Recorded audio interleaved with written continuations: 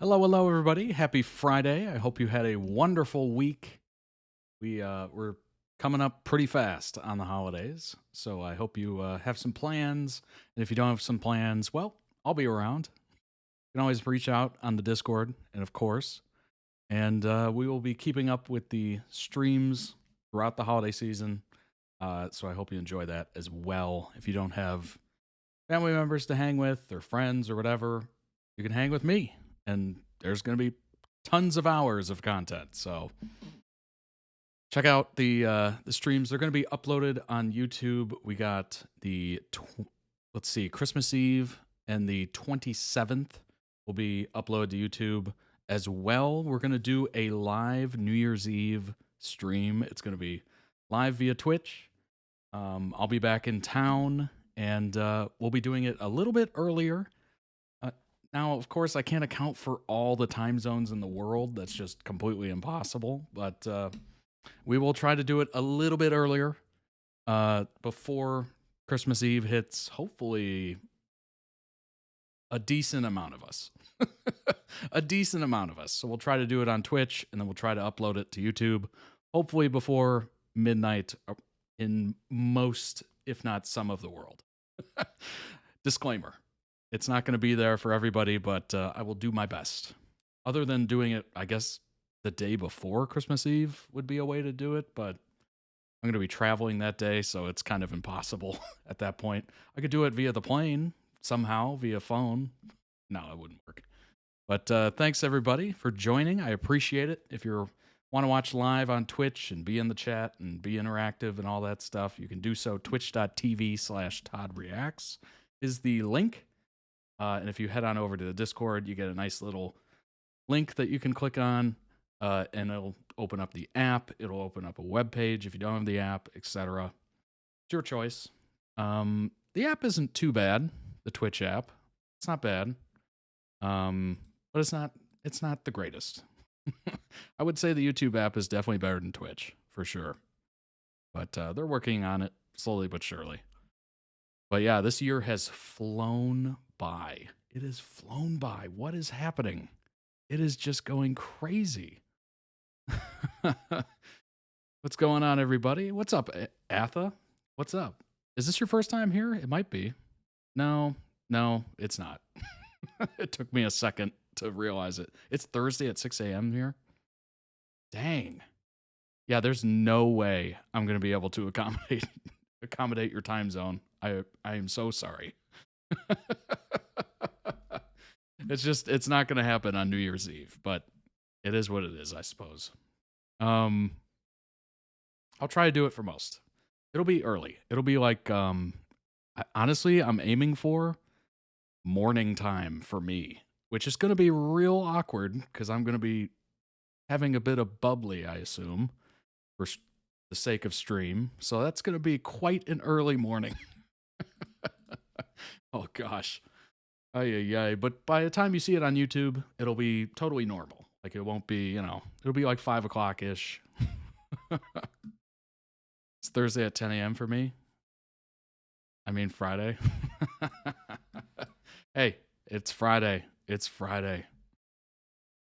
Don't forget it's Friday. Anyway, I should have introduced myself. I was so distracted by the camera not working the first time I tried to go live that I completely forgot to do that. Hi, my name is Todd. I'm of Todd Reacts.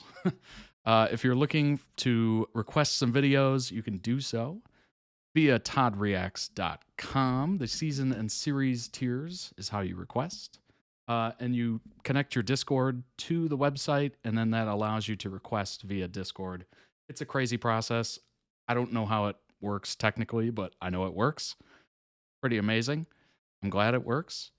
We have some amazing videos for you today. And while you're there on the website, I'm jumping all over the place. While you're there on the website, check out the winter collection. It is kind of cold at this point. Actually, no, it is cold. I woke up this morning going, ugh. I forgot to turn on the heat, and I was just like, frigid. Not a pleasant time showering in the morning when it's that cold. But I did turn on the heat, so it helped tremendously. Check out the winter collection. Ships worldwide. Members of the website save 15% on every order automatically. There's no code. It just applies itself in the cart during checkout. These are available for a limited time until, I believe, May 31st. We're going to switch over on June 1st to the summer collection, lighter fabrics and all that good stuff, shorts, whatnot. So get it while you can, and get it while it's cold. Lots of great items here. Obviously, I'm wearing the signature hoodie. Different color choices, of course. Lots of different sizes as well. If you're ever wondering about, the size, maybe the cut of the item, you can come into the size guide and it gives you inches. Click over here, gives you centimeters. Nice little thing to go by there.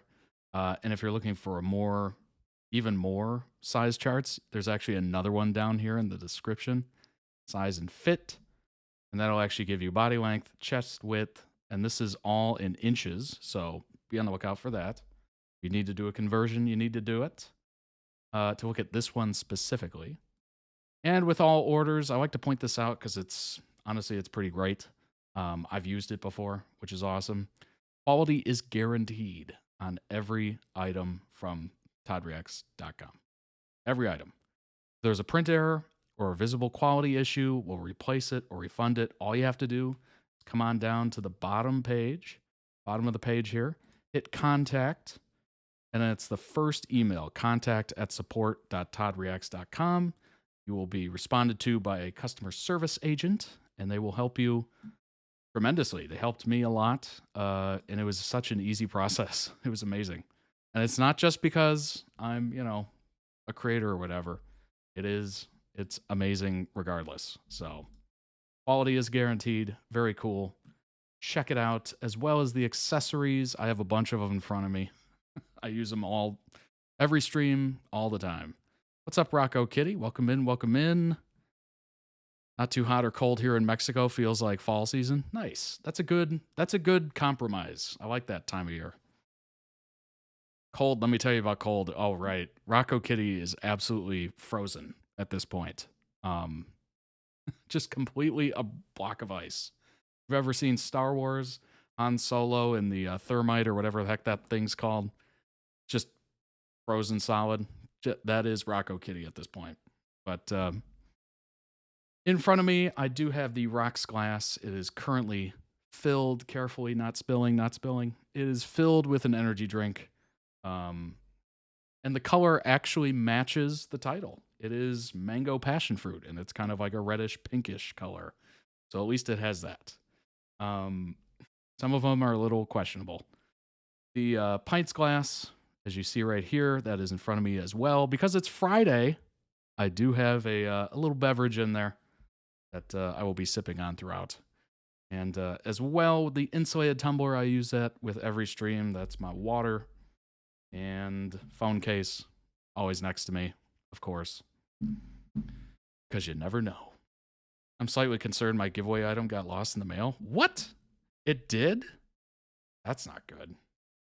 I think the last time I looked into it, it was still shipping, I think. Or just left, if I'm not mistaken. Let me look into that after stream, and I'll get back to you on that, Megan. I was going to ask if there's any drink. Yes. Since it's Friday, we got the little beverage here in the pint glass, of course. But head on over to the YouTube channel if you're not there already. And if you're there already, be sure to hit the subscribe button. It is available right there. There is a subscribe button on there. It helps you stay in contact with me, of course. My videos pop up in your recommended feed much more often. And if you go to the subscription tab, you'll definitely see it. So it's a nice, cool way to support the channel. It's not a monetary thing, but it is a good way to, push the community a little bit. You get a little bit more gravitas. You have a higher number there. But yes, it should be easy to do. I believe in you. If you've already subscribed, thank you so much. I appreciate you. There's over 13,000 of you subscribed, which is a crazy number. I remember the first, and I believe there's I believe they're still pretty active as well, which is amazing.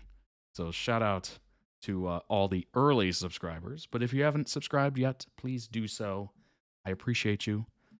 And yeah, if you haven't checked out the YouTube channel and you're just on Twitch, check it out. There's over 1,000 videos on there. For the first 3 years of this channel, it's just been, I think it's been like 90 streams at this point, but the first 3 years of the channel, it was exclusively individual videos on YouTube.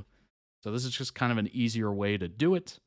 For me, there's not a lot of editing time, of course, because I'm editing live.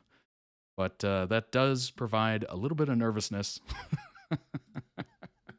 There's no editing. I can't edit anything out. If something goes wrong, it goes wrong. It's just, oh my gosh. It is a stress nightmare. But I'm happy to be here with you all. And it's gotten a lot easier over the time period that I've been doing this. I think I'm like the 93rd stream at this point. It's gotten way easier to deal with. Appreciate it, Andy. Appreciate the subscription. I will definitely look into that, Megan, for sure. A hot toddy, the drink would be good about now. Oh, yeah. I've never actually had one, which is hilarious because I think I should, honestly. Just for the name alone, right? Tom and Jerry. Oh my gosh. I've heard that name before. I have no idea what's in it, though. No idea. And certainly, last but not least, you know what I'm going to bring up? I think you do. If you've been here before. If you've never been here before, you have no idea what's going on. I'm going to react to member requested videos off toddreacts.com. There's 5 of them. I'll go over them shortly. But I'm going to bring up this. Check it out. It's the Discord. I need like a button to hit or something. We need like a Discord button. But yes, there's currently 180 wonderful members on the Discord. You don't have to be a member of the website to join. It's open to everybody. The link is everywhere. It's on the Twitch profile. It's on the YouTube profile. It's in every video description. It's on the website. Like it is, I'm just throwing it out there all over the place. So find it. Get into the Discord, get into the discussion.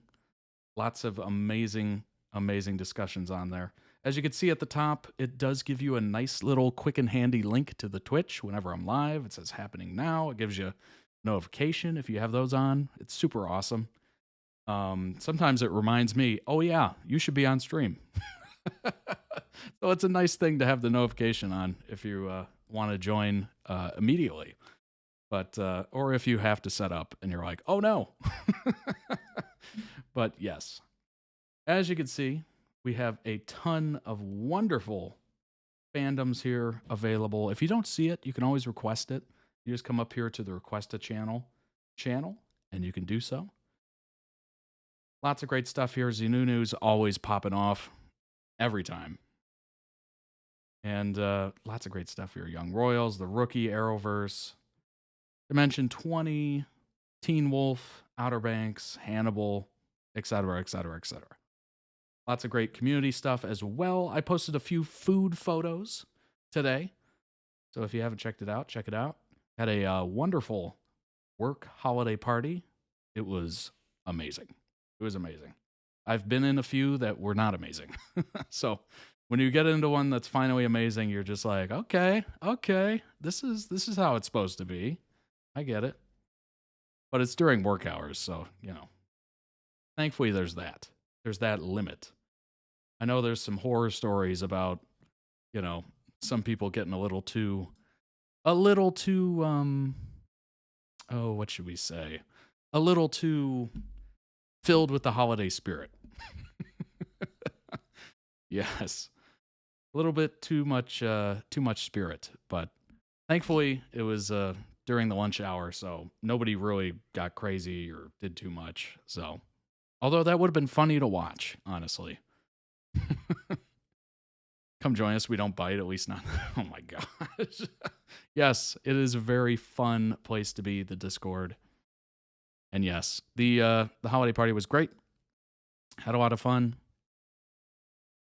But yeah, this year has flown by, hasn't it? Oh my gosh. It literally feels like it should be mid mid-year. I don't know what happened. It's like I just woke up one day and I'm just like, wait, it's December?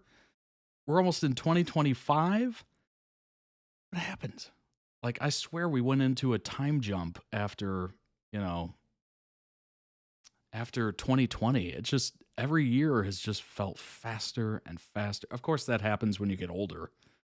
Every year seems to fly by faster and you get older and you're just like, what is happening? I want to be here longer. But yeah, it's just, since 2020, things have been flying by. I don't understand it. I don't get it. But it's been interesting.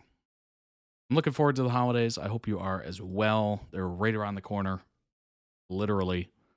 And let's go ahead and jump into these videos. We're going to start with a Smosh video. Then we're going to go into Dragon Age. And then we have an Arrow video.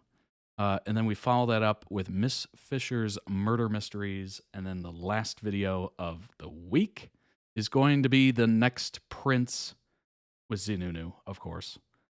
So I hope you're excited. I know I am. Let's go ahead and get into it. Of course, timestamps are available in the video description on YouTube whenever it gets posted. So check that out if you'd like to check that out. And let's go into Smosh. This is Chance and Shane being bro husbands for 22 minutes. I'm glad you're excited. Me too. Megan, that is a wonderful idea in the Discord. Share your holiday decor. That'd be awesome. Very exciting. Let's go ahead and jump in. Here's Chance and Shane being bro husband. Okay, baby. Okay, baby. You just sit over there. Mama's gonna work.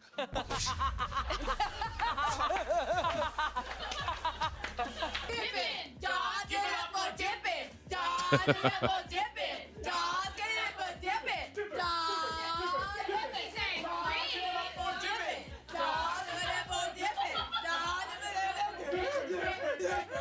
dippin', dog, give it up for dippin', dog, give it up for dippin', dog, give it up for dippin', dippin', dog, give it up for dippin', dog, give it up for dippin', dog, give it up for dippin', 5, 6, 7, 8.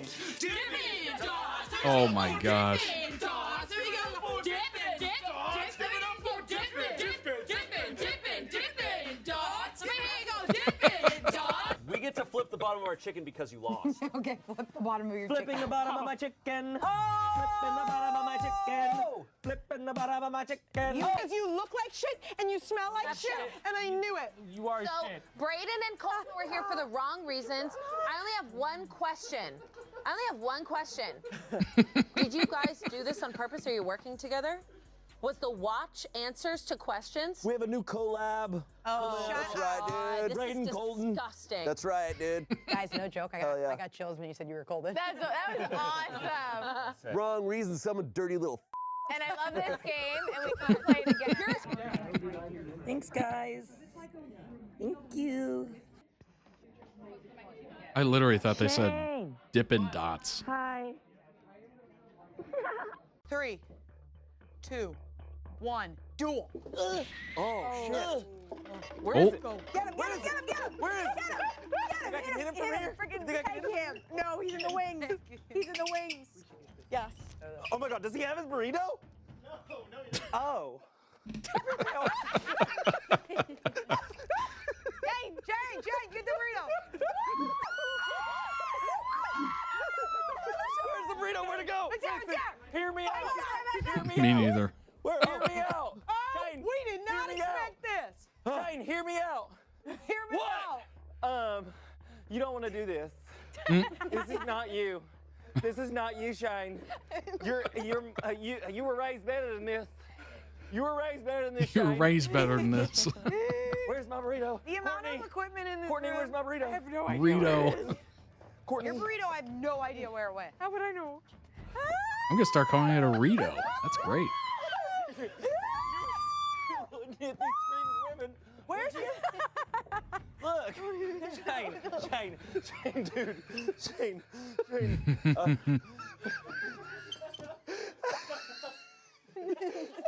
Do it! End him! him. Hashtag Rito. That was crazy.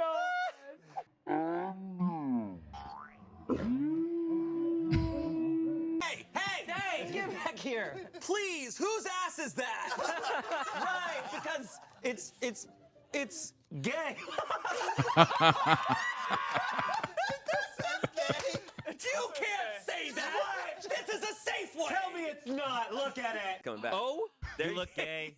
That's the gayest headshot I've ever seen. Oh my god. Oh my god. Oh my God, queer folks. I'm coming to. Can't wait to start at NYU. Will you marry me? I just have a connection with someone else.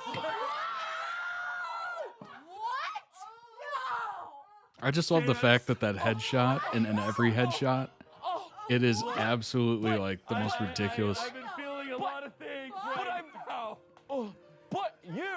But I'm straight. What? But we're straight. I don't know, man. Shit. I'm rethinking everything, man. How can I say no? That's such a good answer. And Courtney feared rejection. No. Oh, Right. I'm assuming this is before all that. Straight. You guys can combo. we're straight, but we'll figure it out. There's room in my Honda Element. I'll take you to work. There's room in my Honda Element. Oh, wow. I can drive you to football practice by Anonymous. The cast, it's in parenthesis, straight, Chance. Oh no. Shane, and a narrator. Yes. Who would like to narrate? I can narrate. Or does anybody else want to try narrating? I'll try narrating. Yeah. Go for it. Go. I wonder where this idea came from. Was it from the Love is Blind episode from Smosh Games? Interior, Chance and Shane's new Right. home. After meeting on Love is Blind, today was their wedding and the beginning of the rest of their lives forever. Oh. Chance and Shane stood in front of their new home. I love the fact that they knew it before anybody else. I wonder, did the rest of the cast know? Or was it just a complete shock? I'm hoping the rest of the cast knew, but it would be even funnier if they didn't. Traditionally, someone Ow. should get carried through the doorstep right now. Shane tried to hide a smirk as Chance considered his options. Part of him definitely wanted to be carried bridal style by Shane. Every opportunity to be cradled against the broad, strong chest of his husband was hard to miss. But he was still straight, okay? He couldn't just let his bro carry him like that, could he? But also, Right. tradition was tradition, and he didn't get married to f around with that. Bros being bros. Go on then, bro. Show me that core strength. Chance wow. placed one arm That's around amazing. Shane's neck and placed the other on his bicep, because if he was to be carried bridal style, he was going to enjoy it, damn it. Shane happily complied, picking the younger man up with ease. With ease! You're so light.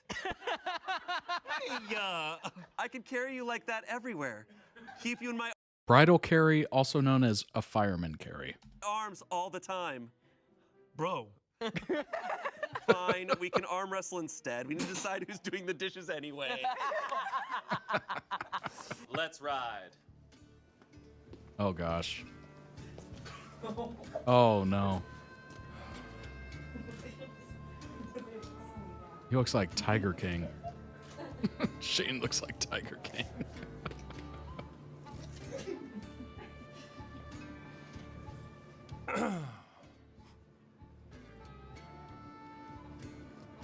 What are you in for? So I sharted too hard.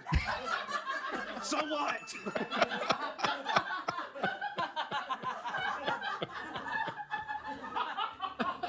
Hey man, just keep on keeping on, man. That's what I always say.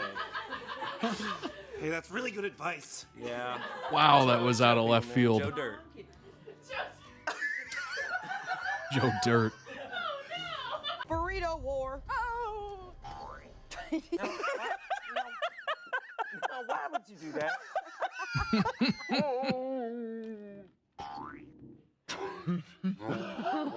Legit like a cat going. No, why would you do that? Now, why would you do that? I'm over here minding my own damn business. And so Oh, they is that went one of those inside, stress Chance hiding toys his blush in the where you crook of squeeze it Shane's and like neck, the and stuffing Shane comes out trying and the not to be too eyeballs like smug bulge about or it. whatever? He really needed to be taken down a peg or two if they were to stay bros till death, do them part, like their vows said.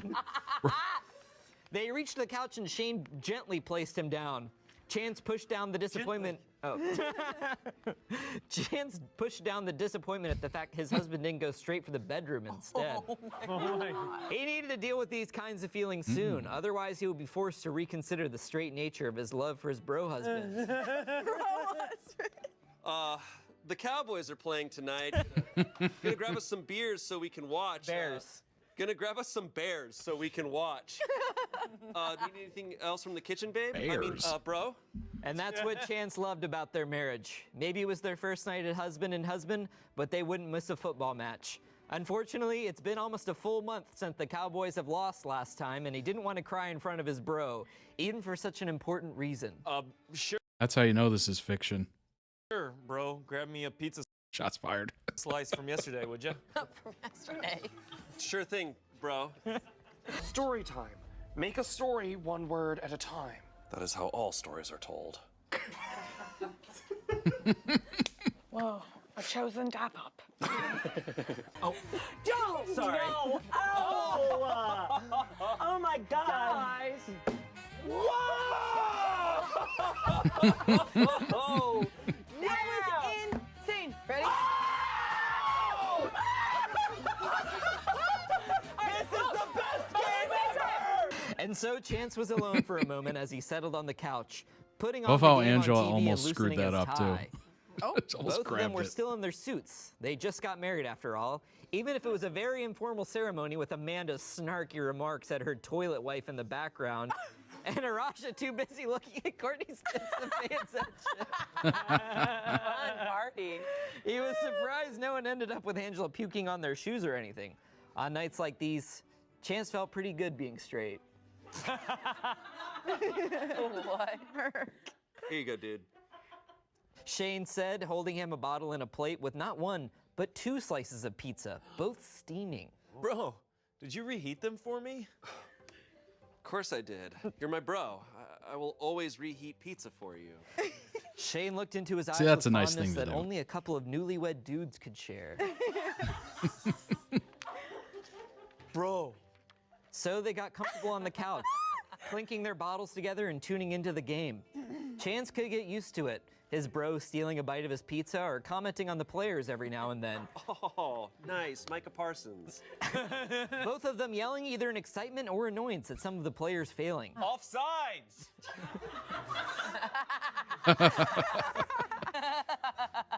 It was kind of hot in a bro way. People are upset that Timothée Chalamet is Willy Wonka. They think that was a bad casting decision. And I'm one of those people who's upset. And it's like, who would you rather see? Who would you rather see? And I'm like, Brenda Song, Mandy Moore, Julianne Moore, Diane Keaton, Dame Maggie Smith, Matthew was kinda Broderick, hot in a bro Frosty way. the Snowman, Betty White, Vanna White, Shaun White, Daddy Warbucks, Jackie Chan, Meryl Streep, Darth Maul, Emily Osment, the Geico Gecko, Nick Cannon with a room full of drums, Alec Baldwin, a bottle of Windex, Sandra Bullock, Sandra Oh, Sandra D, Jake T. Austin, Uncle Cracker, Addison Rae, Adam Sandler, Jack the Ripper, Rachel McAdams, Ranch Dressing, Little Sally Walker, Alvin but without the Chipmunks, Dennis Quaid, Christy Carlson Romano, Cad Bane, the guy from he's Star Wars character, Kyle. Wow. That's crazy. That was a whole list. Oh my God. We have dry, we have wet. When they said it was kind of hot but in a bro way, I immediately thought of what would that sound like in like a movie preview or whatever. Okay. It was kind of hot in a bro way. My hint is my pussy. Shut up. Where is he? In a word where it was kind of hot but in a bro way. Where did that come Say it again. Say it again. And say Make eye contact with the barrel. Dry or wet? The hint, my pussy. This is the remnants of crumble in your body. My God. Who's Christ. yours? Mine! Oh, I just moved it. I'm so sorry. Wait, hold on. Wait, you need to hold on. Wait. When you did that, this moved. It's not going forward.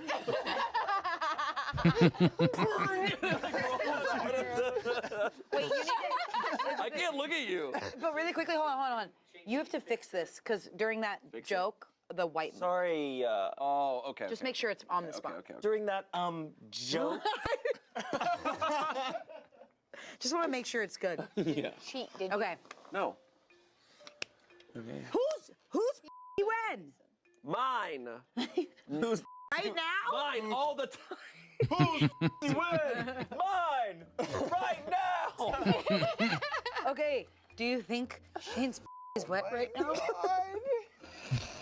Wait, is it right now or in general? And it's so how wet I'm now? not saying anything more. This is hard. He's not saying anything more about his pussy. And if so, how wet now? How wet now? Come on, hurry up. If you think his is wet, Isn't that Trevor from Mythical Kitchen? Pretty sure. Think more of One on the right. I think he's having a good time. Clutching that thing. I think that's where I first saw him. That was Underworld, Rise of the Lycans, in the jail scene. What? Chosen. Sorry. I am much like the Joker the Batman who laughs. I am the chosen who faps. He's full-time Smosh now? Oh, okay. That's crazy. That probably happened during the crossover or something, right? When Mythical bought Smosh and then it went back. Oh, I think Shane and Chance. Yes. Great. Shine. Here comes the Ritos. It is an honor to fight against you. All cameras Rito in the duel. world, be rolling. Okay, we're gonna go on duel. It's gonna be 3, 2, 1 duel. 3, 2, 1 duel. Oh my God. That was smart I by will Chance. use my burrito to block. Shit.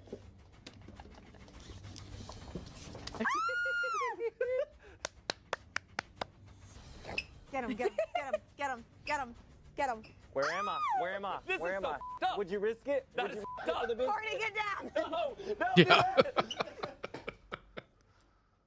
That's how you got hit in the face with a Rito. Got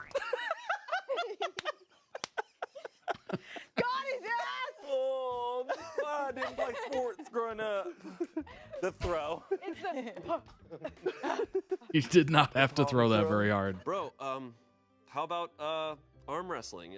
We need to figure out the dishes. Sure, bro. Let's go to the kitchen. They sat down by the kitchen table, Shane making room so they could rest their elbows there. Loser does the dishes tomorrow? Shane got his big arm ready. Chance wasn't a twig either, but as they laced their fingers together, the difference was pretty clear. They started wrestling, and even though Chance put up a fight, he lost after a minute or two. Whoa! His arm is pinned down by Shane. His arm was pinned down by Shane. Come on, bro. That was a warm-up. Let's go again. No way, man. I won. Scared you won't win again? More like scared I'll break your arm or the table. Shut up. Let's go. We can raise the stakes. You name it. As soon as Chance offered, he saw the glint in Shane's eyes. He knew it worked. All right, then. But remember, you asked for it, man. This time, the loser does the dishes and the laundry. Shane got his arm ready for another round. Oh, gosh. Wow, Shane. Laundry. What a sexy choice. What was that? Nothing, bro. Let's go. He had no regrets. The end. Stuck in the dryer step, bro. Wow. A happy ending. Wow. Ending! Yeah, I'd love That to was see great. that. But none of the khakis ever fit me because I was really tall. And you got that fat ass. No, I was tall. I was tall. Oh, okay. My bad. Bitch! I'm sorry. My bad. I'm going to my room again. I'm going to leave. Yeah, for sure, for sure. I'm getting out of here. All right, I would like to bring the manager to the stage, please. To the stand. Hi, I'm the manager. Hello, Mr. Manager. Sounds like Cleveland I'm good. Brown. How are you? I'm In the Cleveland show. Thank you for asking. Oh my Of God. course. Would you please be able to just say your full name so that everyone in the court knows who you are? Yep. Jerry Spruce. Mr. Spruce. Yep. Bruce. And Mr. Spruce, what exactly is your position? What are you the manager of? I'm the manager at the Spud Hut. Very nice. We got plenty of potatoes down at the Spud Hut. We got barbecue chicken, buffalo chicken, Mediterranean. That one's got feta and sun-dried tomatoes.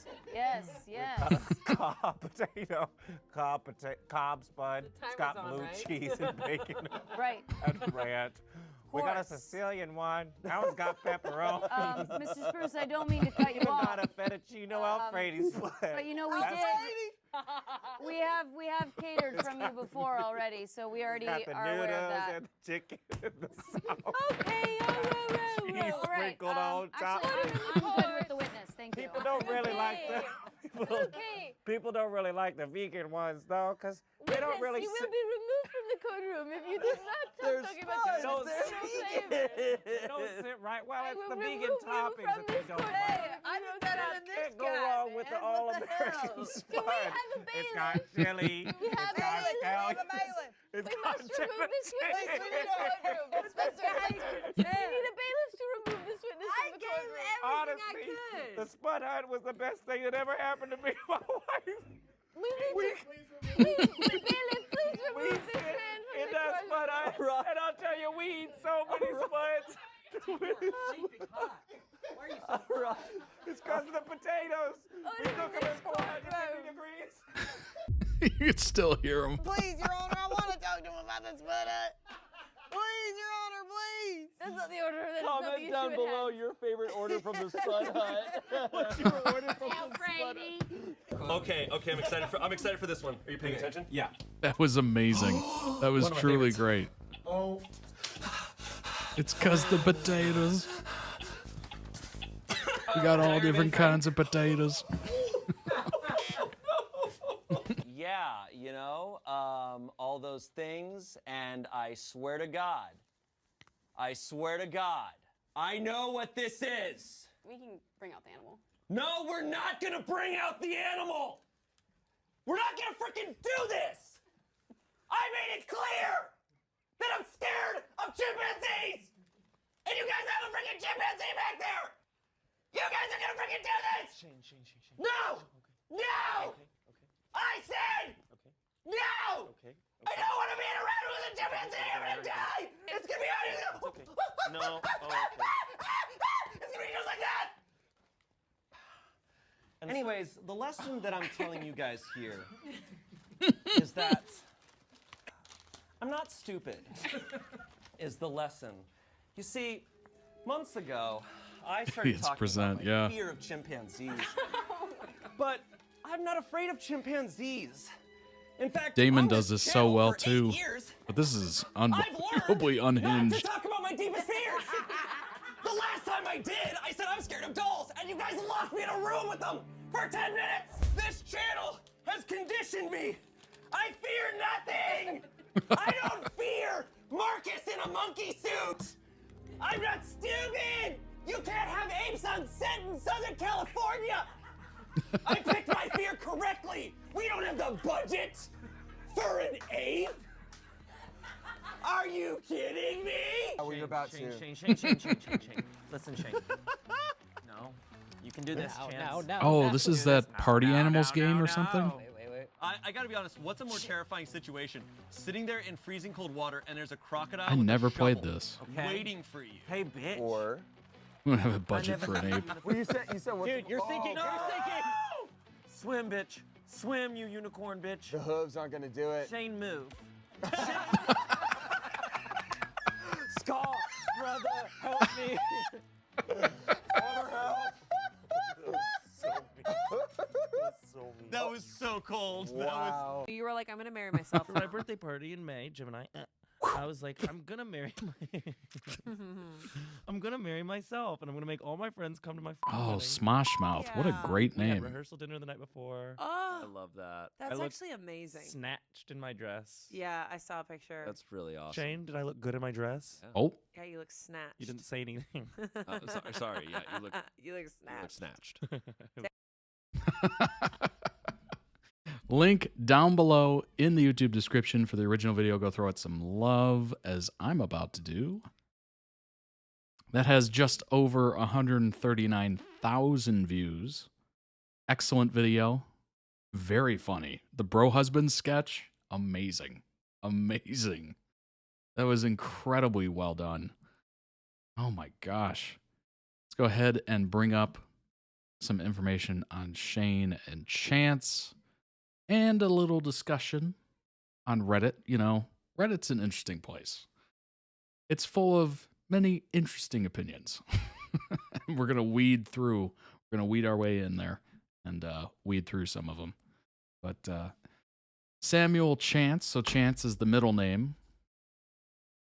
began appearing on Smosh videos in May 2022, confirmed Smosh family in August, so obviously pretty quick. Outside, recorded several TikToks and wait a minute. Outside of it, he's recorded several TikToks. What an interesting bio. Had no idea his first name was Samuel. Now you know. Born in 95. Performed in the Upright Citizens Brigade Theater and Story Pirates, as quite a few of the Smosh cast was definitely in Upright Citizens Brigade Theater. You can tell it's pretty much a pipeline. If they don't go to SNL, they probably go to Smosh, I'm assuming. But from Franklin, Tennessee, so that's probably why he can pull off the Southern accent so well.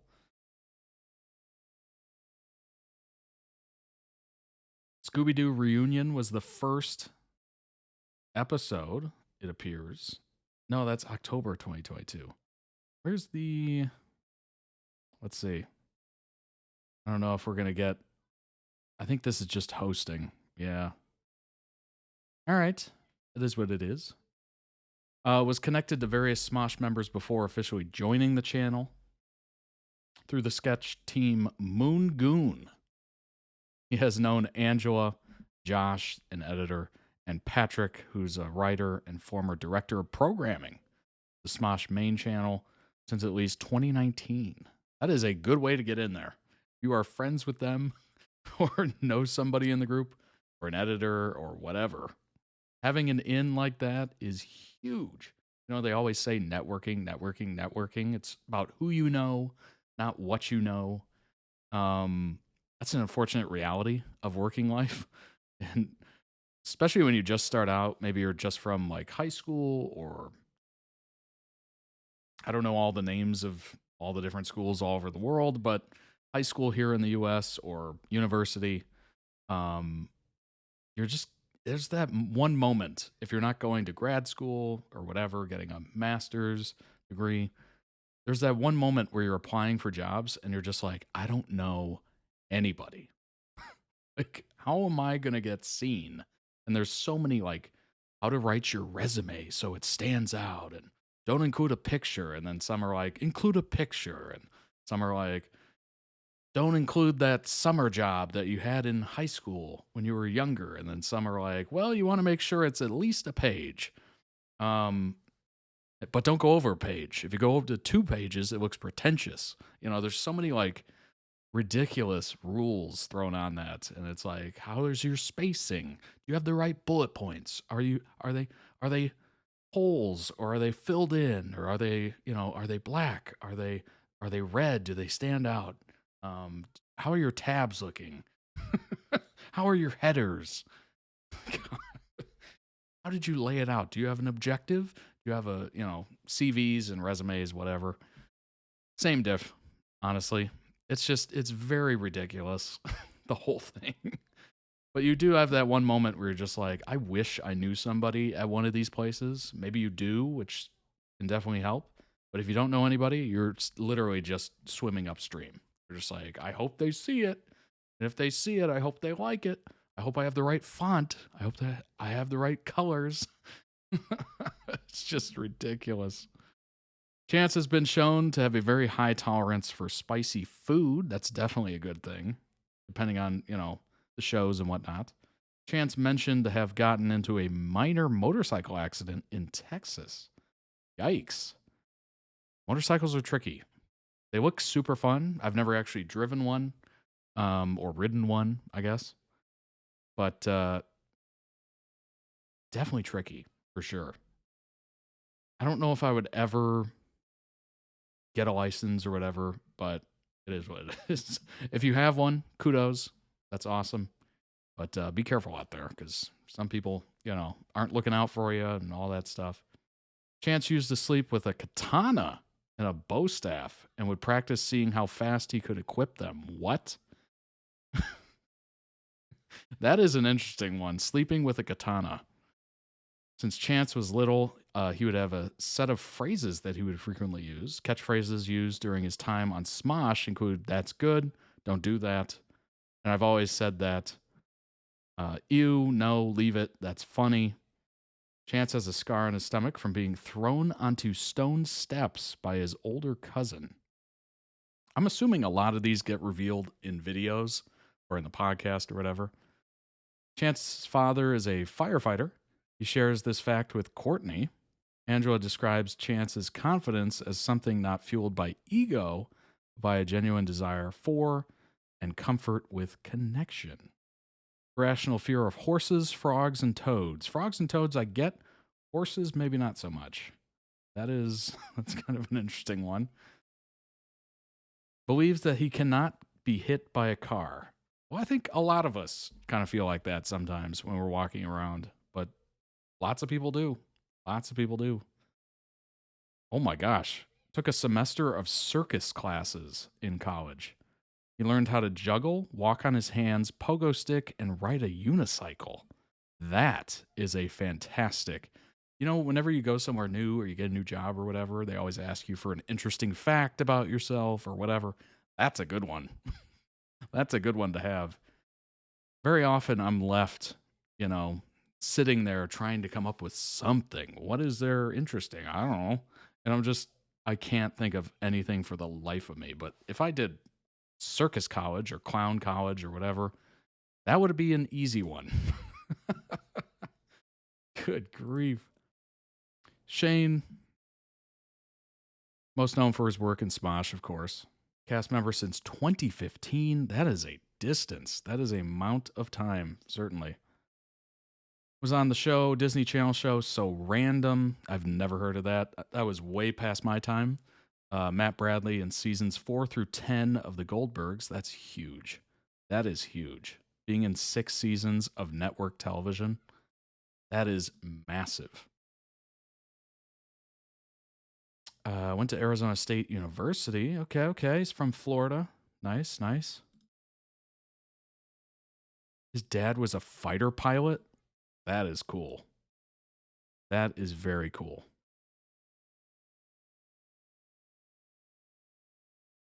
He attended a high school for young actors to be able to continue acting while going to school. That's really neat. I did not know that existed. His grandpa too? Dang. It's in the family. It's in the blood. I don't know how you would do that. The idea... Look, I enjoy getting places quickly. But the act of sitting in a plane for hours on end or whatever just kind of stinks. I mean, it's okay if you have like some movies to watch that you downloaded before, or maybe you're on a plane with one of the screens and you get to like mess around with it and watch a show or something in a movie. Or maybe you're listening to music. Maybe you're more of a music person. Maybe you sleep during... I wish I could sleep. That would be amazing, because then it just shortens the whole process. You just wake up, you're there, boom. But I've never been able to sleep on a plane, really. I've only been able to do it once, and it's coming back from Las Vegas, which I'm sure you can piece together my mental state. It was pretty easy to fall asleep. but I've never been able to do it otherwise, which is a shame. So to be able to be a fighter pilot, good grief. Like my anxiety and fears and everything like that would be on like an 11. I would not be able to handle that. That would be a little much. Maybe you would feel, honest, I don't know. Now I'm thinking about it. Maybe you would feel better because you're the one in control. You know what I mean? Like it's kind of a control thing. Like being in the back of a plane, you're completely out of control. You have no idea what's happening. What happens to you happens to you. But being in the fighter pilot seat, what happens is completely up to you. So maybe that helps. Maybe. I guess it's like riding in a car versus driving a car. Got his acting debut with a leading role in the 2006 film Moon Pie. I have no idea what Moon Pie is. It doesn't even have a wiki. I'm assuming it was kind of like a small production. Oh, that's weird. They got voices now on Wikipedia. Top's voice. That's very interesting. My anxiety would not help. No, definitely not. For sure not. He got his degree in psychology after 10 years of intermittent online studies. Wow.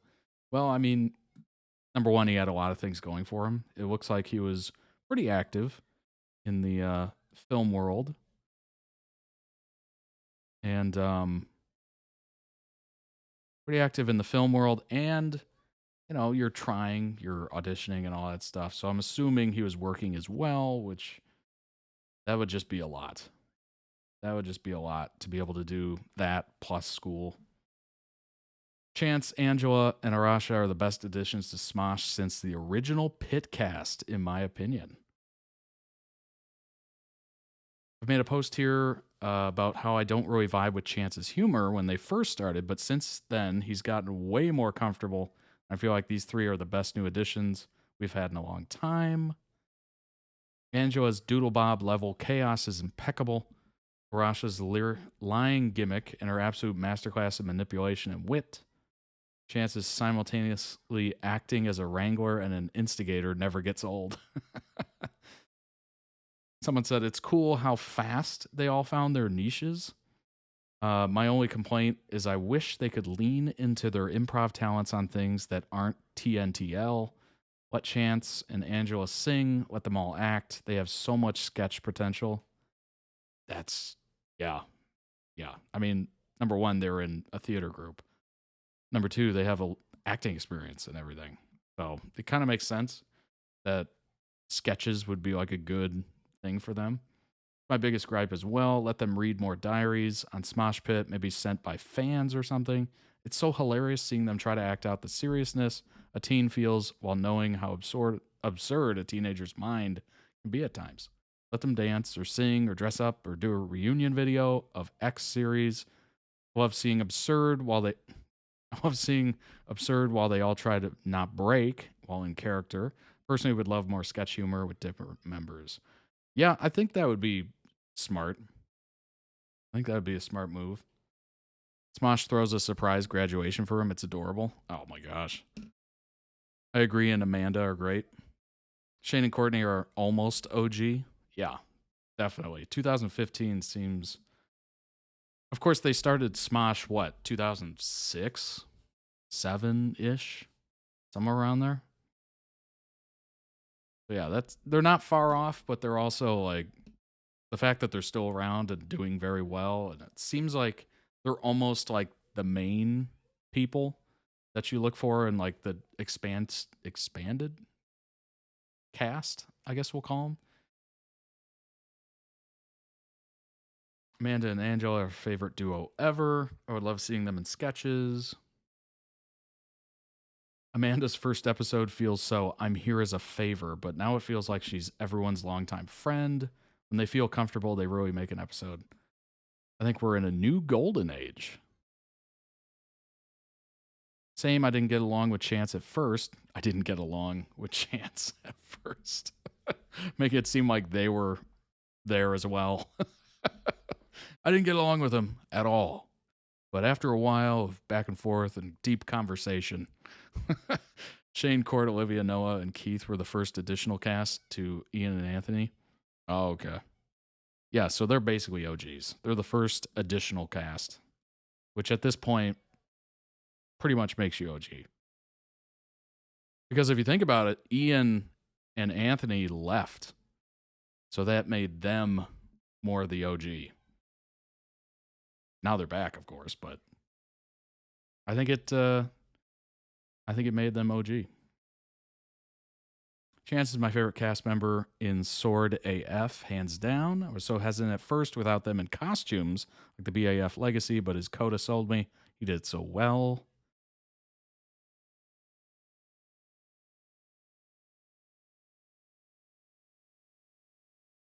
Couldn't agree more. Add in that Anthony is back as well. They could do more funerals. I love the reunion series. They need to do more.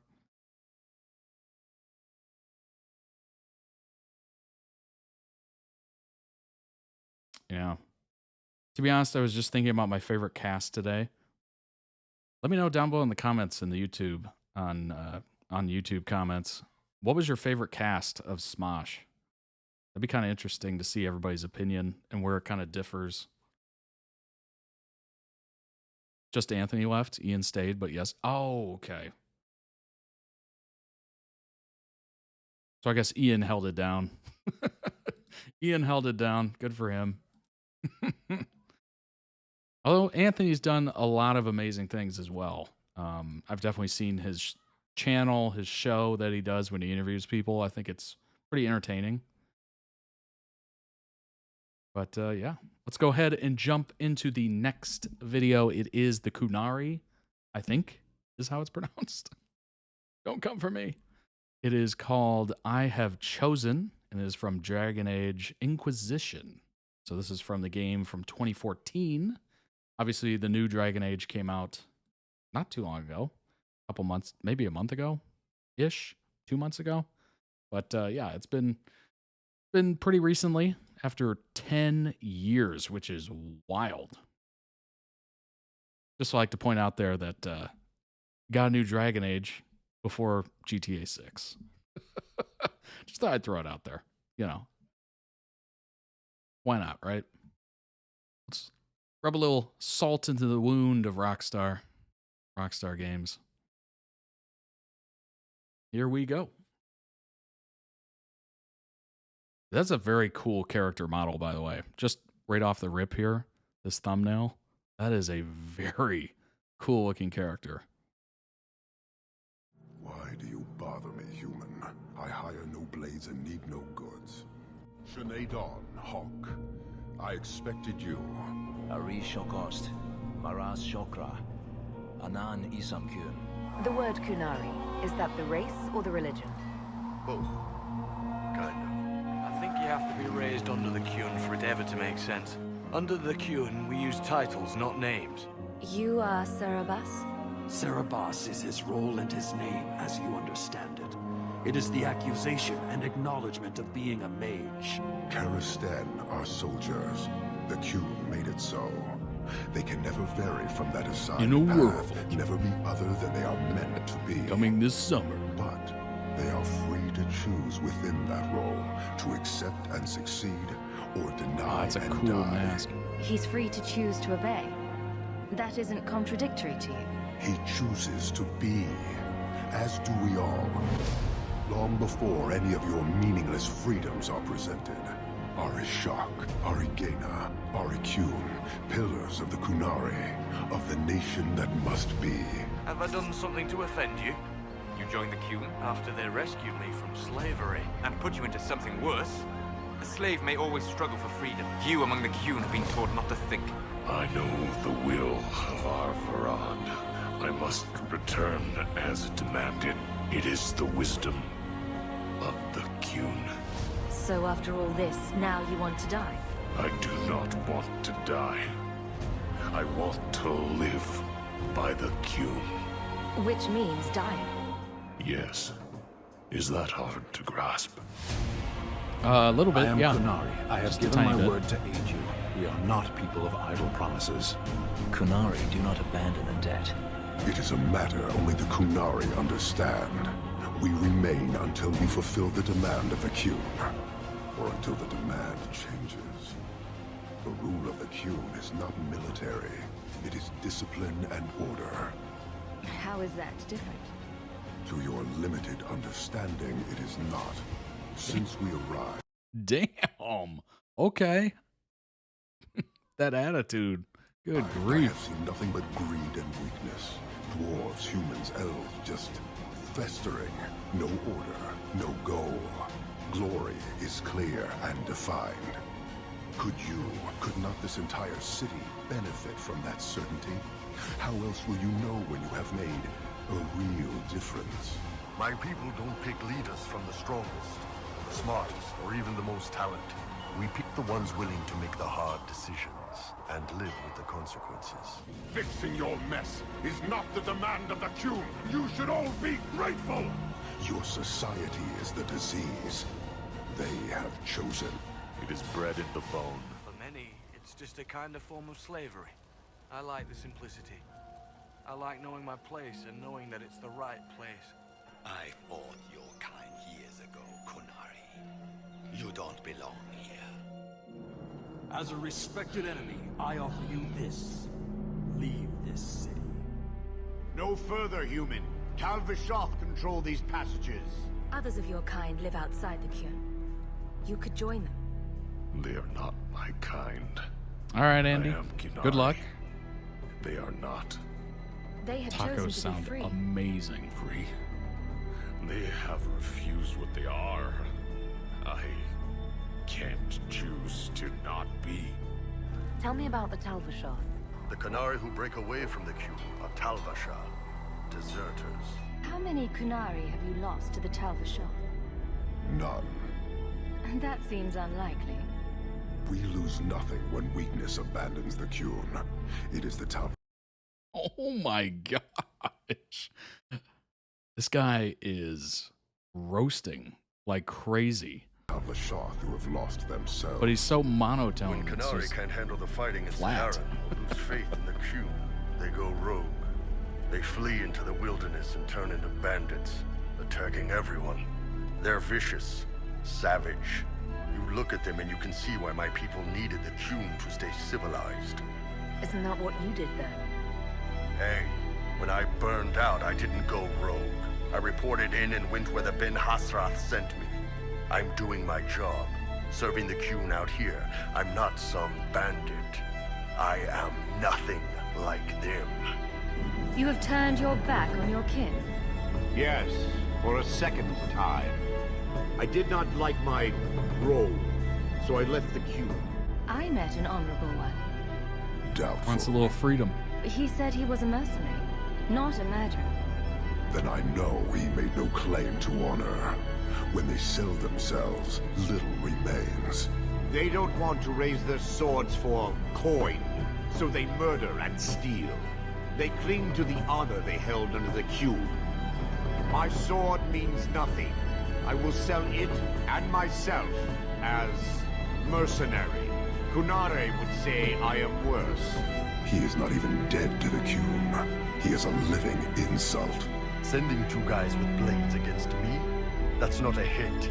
That's a formality. Just making it clear that I'm Tal-Vashoth. Tal-Va-fucking-Shoth. That was just a role. This is my life. As one of those. I've killed hundreds of Tal-Vashoth in Sahara. Bandits, murderers, bastards who turned their back on the Kyun. And now I'm one of them. You're not a Tal-Vashoth. That's a Kunari word, and you don't follow the Kyun any longer. Right. You're Iron. That's true. But despite lies and fear, They came up with the word, don't go back. beg me to let them come to the Kyun. They hunger for purpose. But you deserve honor. You are now Pasfarad, worthy of following. You and I will battle to the death. If you're going to duel anyone, duel me. You are not Basilidan. You are unworthy. Panahadan, Hawk. Oh, wow. I do not hope you die. Some people find me frightening. Because you are Kunari? Here's the thing, though. What happens in Orlais when you commit a crime or betray a lord? they just lop your head off. At least the Qunari try to fix you.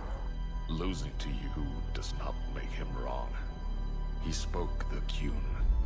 I have chosen. Existing is not a choice.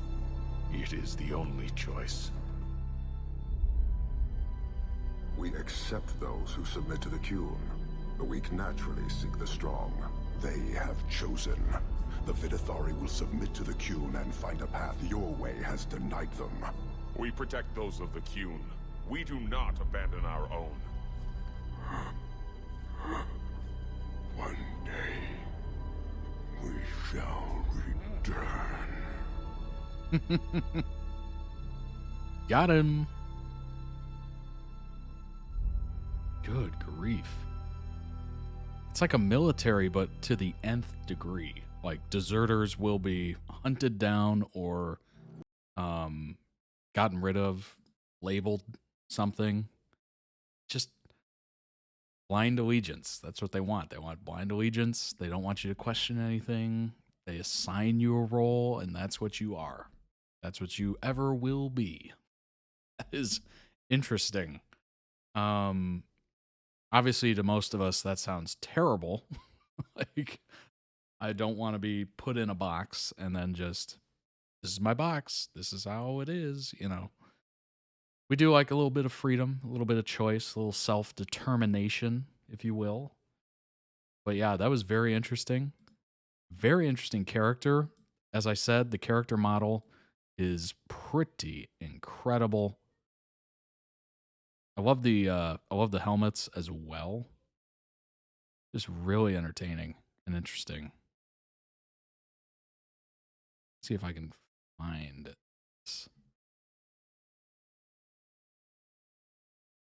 Honestly, all the character animations are pretty impressive.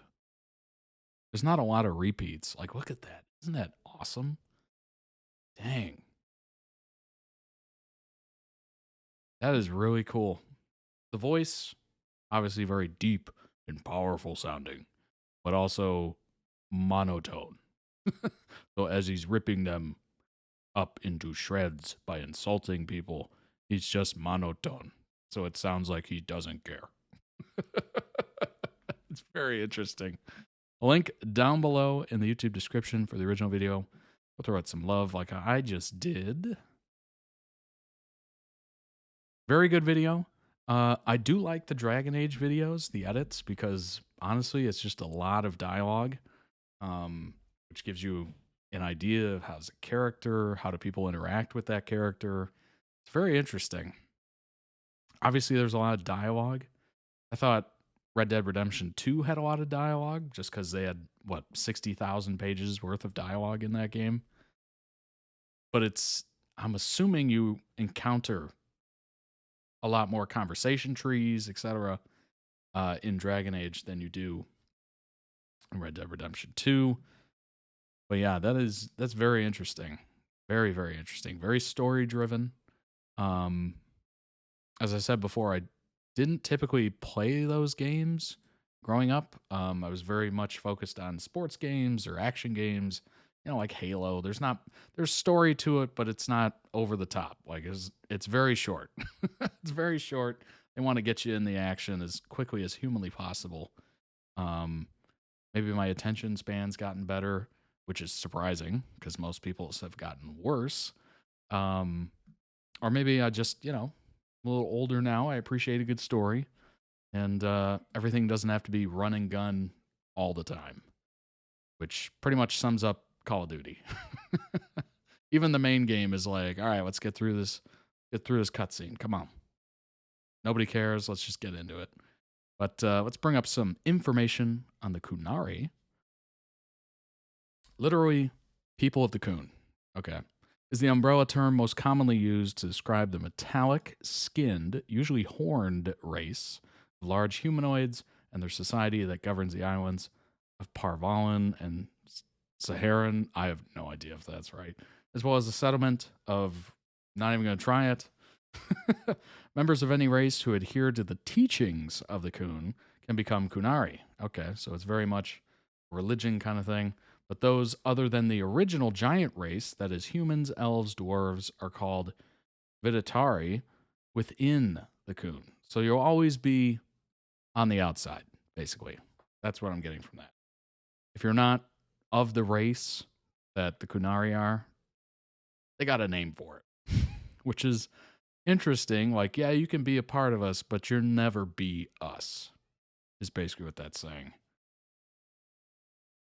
Humans of Rivian and elven slaves of Tevinter are especially susceptible to conversion, although it's not unknown for members of other groups to embrace the Kun. That kind of looks like the helmet that one was wearing, interestingly enough. Members of the aforementioned race who are born outside of the Kun are not considered to be Kunari within their own society. Yeah, exactly. They're very much the outsiders that are in the gates, basically. And neither are those who are born into the Kun and reject it. Both are called Vashoth, which means gray ones. Those who reject and fight against the Kun are known as Talvashoth. Butchering all this. True gray ones. Okay. So they have a little distinction there. If you're actively rejecting it and fighting against it, you're this, which is basically an enemy. True gray one. Or if you're born into it and reject it, yeah, you're a gray one, but you're not a true gray one because at least you're part of it, right? You were a part of it. Very interesting. Members of the Kunari race are rarely seen outside of their lands, with the exception of Rivian, Saharan. That makes sense, honestly. While Vashoth can either be mercenaries or fulfill more mundane roles, those outside the Kun, especially in Tevinter, tend to view the Kunari as brutal and violent individuals that are only held in check by the Kun, while others, such as those in Rivian, view them with either neutral or more favorable opinions. Interesting. Family ties, education, gender roles, magic. Kunari were always supposed to have horns. They were cut from Dragon Age origins because otherwise Sten would be unable to wear a helmet. Oh, okay. That's why the horns were cut. Female Kunari produce ogres if they turn into brood mothers. Absence of cookies in the Kunari culture is explained by their efficiency. Most cultures initially develop cookies and cakes as a way to use leftover batter from other things. Kunari plan ahead too well to have leftovers. So they're not they're not cooking too much noodles, which that is such an easy thing to do. You're like, how many noodles do I need? How much noodles? And it's always too much. Always too much. Which is fine. Leftovers is good. There's a concept art image of the Kunari wearing an armor with the Seekers of Truth heraldry on it in Dragon Age 2. A complete official guide. Kunari have developed advanced medicine and sanitation, which allows them to extend their lifespan to some degree.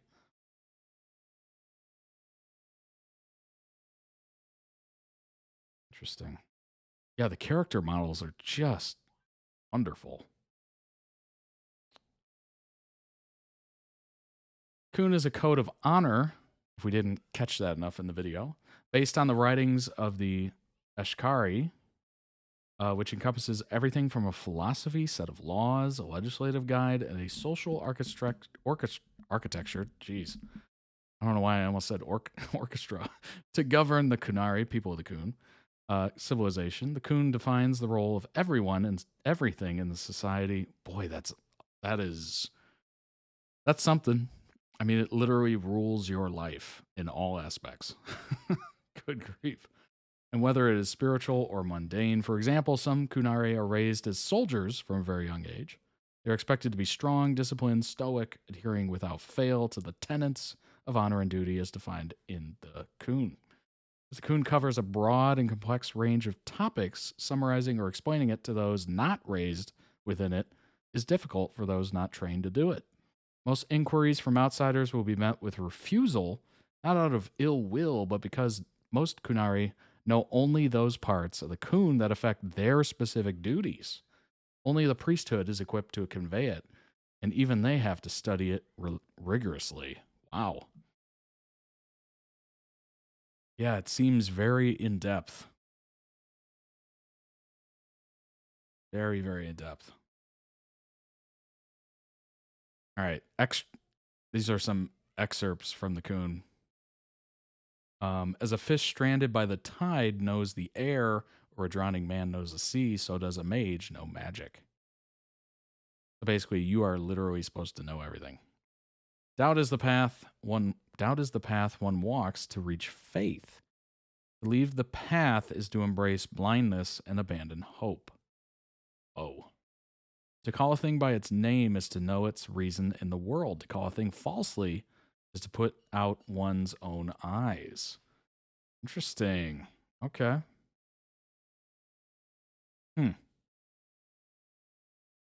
Boy, that is deep. Struggle is an illusion. The tide rises, the tide falls. The sea is changeless. There is nothing to struggle against. Victory is in the Qun. That is wildly deep. We have, peaks and valleys, right, in life. But eventually you return to the middle ground. That is interesting. There is nothing to struggle against. Wow. That is an interesting thought experiment.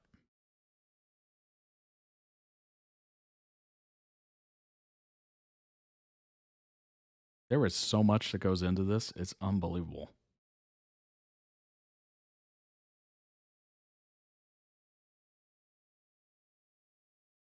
The Qun is not an aesthetic belief system. Well, apparently not, because it is unbelievably in depth. Like, it covers everything, apparently. How many pages? Is it written down? That's the question. And how many pages is it? I'm sure it's obnoxious. Just tomes of all this stuff. Arishok is a commander with the awesome character and de facto spiritual leader. He became stranded in Kirkwall after a storm destroyed his fleet off the southern coast of the Free Marches. Presently resides in the Qunari compound on the city docks.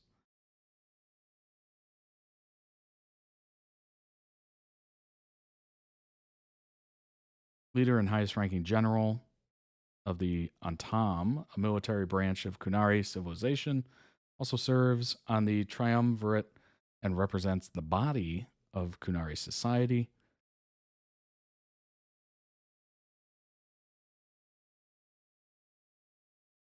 Okay, the previous Arishok died from wounds sustained in Saharan and the Tamasrans. Began a series of tests to determine a suitable replacement, eventually choosing the Kithshok and elevating him to the rank of Arishok. Interesting. The Imperium immediately dispatched 12 assassins, possibly at the command of the Archon himself.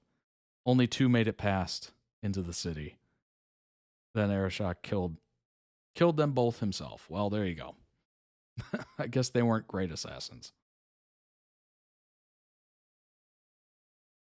Developed a reputation for sometimes inspired but incredibly high-risk battle tactics, eventually earning him the nickname the Mad Ox.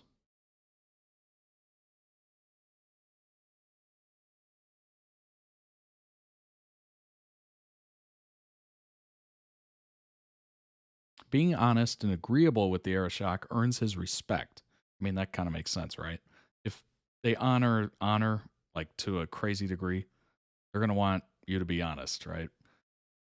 When it's high enough, the player will obtain the achievement, a worthy rival, and be able to persuade him to duel you during the demands of the Qun quest, regardless of Isabella's actions, and without Fenrir's in the group. I am here to satisfy a demand of the Qun you cannot understand. Quote, your kind thinks selflessness and want are normal. This city, all of it, leaves a bad taste. Friend and enemy blend together in the sea of filth. I can barely discern one group from another. Wow, judgy. A bit judgy. I've seen every vice and weakness of your kind. How few of you take responsibility. I mean, that is a burn. That is a sick burn. Quote, their actions are merely symptoms. Your society is the disease. Sounding a lot like Thanos, I would say. To Hawk, full respect. This is what respect looks like. Some of you will never earn it. Interesting. Oh, okay.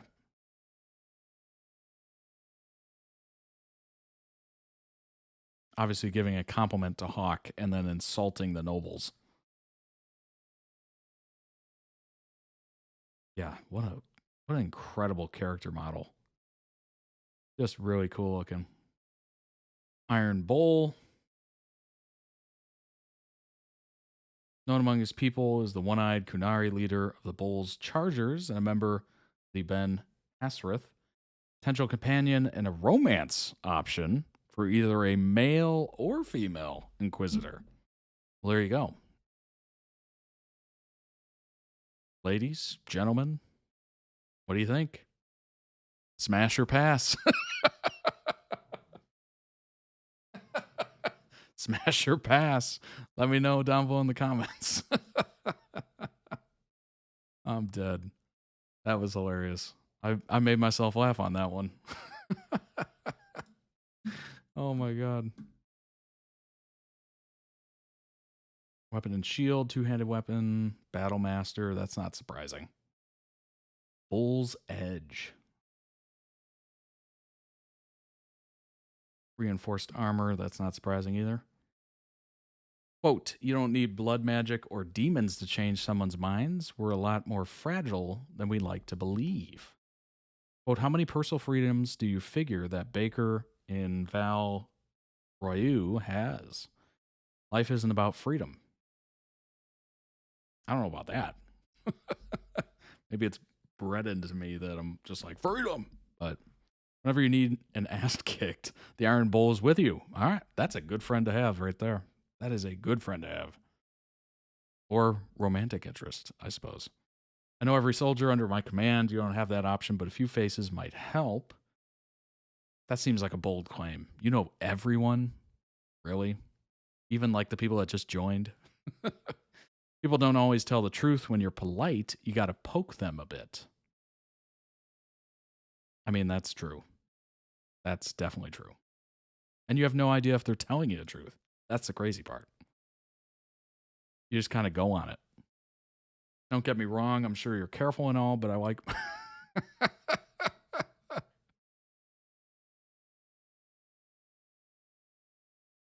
Now that is certainly something right there. I'm not going to read it, but that's funny. All right, he's got some humor to him. Does that make you change your mind on the romance question? Huh? Smash or pass? How about now? Does that change anything? Yay. All right. Let's hop into the next video. It is Arrow Survivor. Do I need to know anything for this? Obviously, it's a Destiny's Child cover. I'm assuming the original Survivor by Destiny Child would get absolutely blocked, for sure. The song itself. But let's go ahead and jump into the next. Thanks for hanging out, everybody. I appreciate it. I don't think we're going to need closed captioning for this, so let's go full screen and hop in.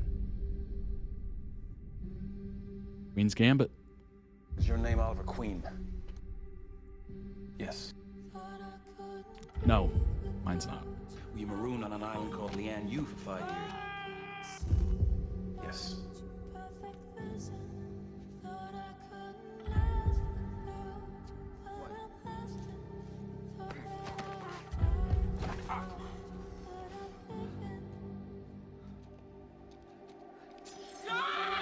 physician that examined you reported that 20% of your body is covered in scar tissue. That is a lot. I'm pretty sure I reacted to an Arrow Survivor video. This is probably not the same one, I'm assuming, because I don't remember ever seeing, and I've reacted to quite a few Arrow videos, but I've never remember seeing a shot of him like in the early stages of the island, you know, being kidnapped or captured, however you want to call it. That was interesting. So immediately just strung him up in a tent. Did that happen to you there?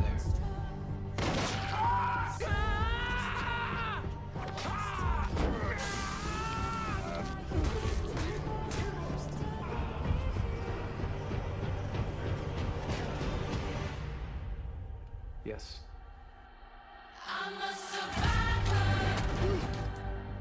I'm not gonna give up. I'm not gonna stop. I'm gonna work harder. This is a beautifully done edit, by the way. 5 years in hell forged me into a weapon, which I used to honor a vow I made to my father. Our family's wealth had been built on the suffering of others. They failed our city, and it was up to me to save it and right his wrongs. Imagine what it's like to be in trouble. What he used to live with day in, day out. Yeah. Well, not just the day-to-day, but also like the past, right? Trauma.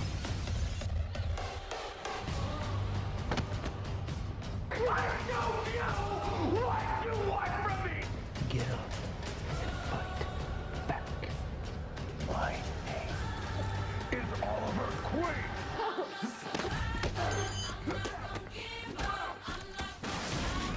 One thing you can definitely say, Oliver has a lot of resolve.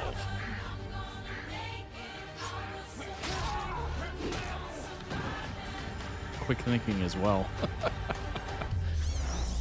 Here, can you hold this for me? Ow!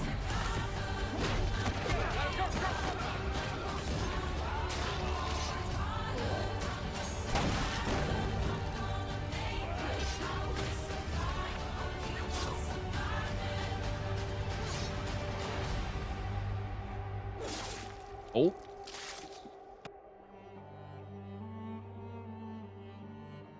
Hold this for me. You know what? I changed my mind. Oh, geez. Spoiler! Spoiler! Huge spoiler. Link down below in the YouTube description. There we go. For the original video, go throw it some much-deserved love, as I'm going to. That had almost 150,000 views. Only barely 2,000 likes. Come on now. Not me doing the heavy lifting. Go ahead and throw it some love. Link down below in the video description. Excellent edit. Excellent. If you can make an edit and spend the time to like match it up to the music, fade to black, on like the downbeats, like that is incredible. Very well done. Obviously a lot of resolve, as I said, in Oliver. The fact that 20% of his body is scar tissue, going through what he went through on that island, just the torture, the trauma, the hardening of, you know, himself to become Arrow, Green Arrow. Not Green Arrow, Arrow.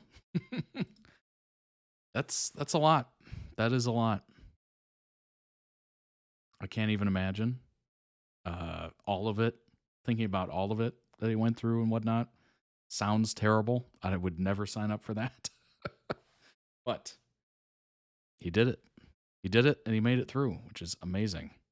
Obviously, seeing his father, you know, not to spoil anything, but obviously seeing his father do what he did to himself is, I mean, that would be traumatizing first.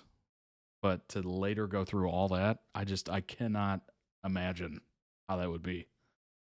Let's go ahead and bring up some information. We've done enough information basically on Arrow. So this is a little different. This is some information on DC and Arrow-related stuff and discussions and whatnot. Let's go ahead and bring that up. First one is 18 years later, DC has ended one of the most impressive TV streaks of all time. I definitely was a fan and watched a lot of Smallville. Smallville was my jam.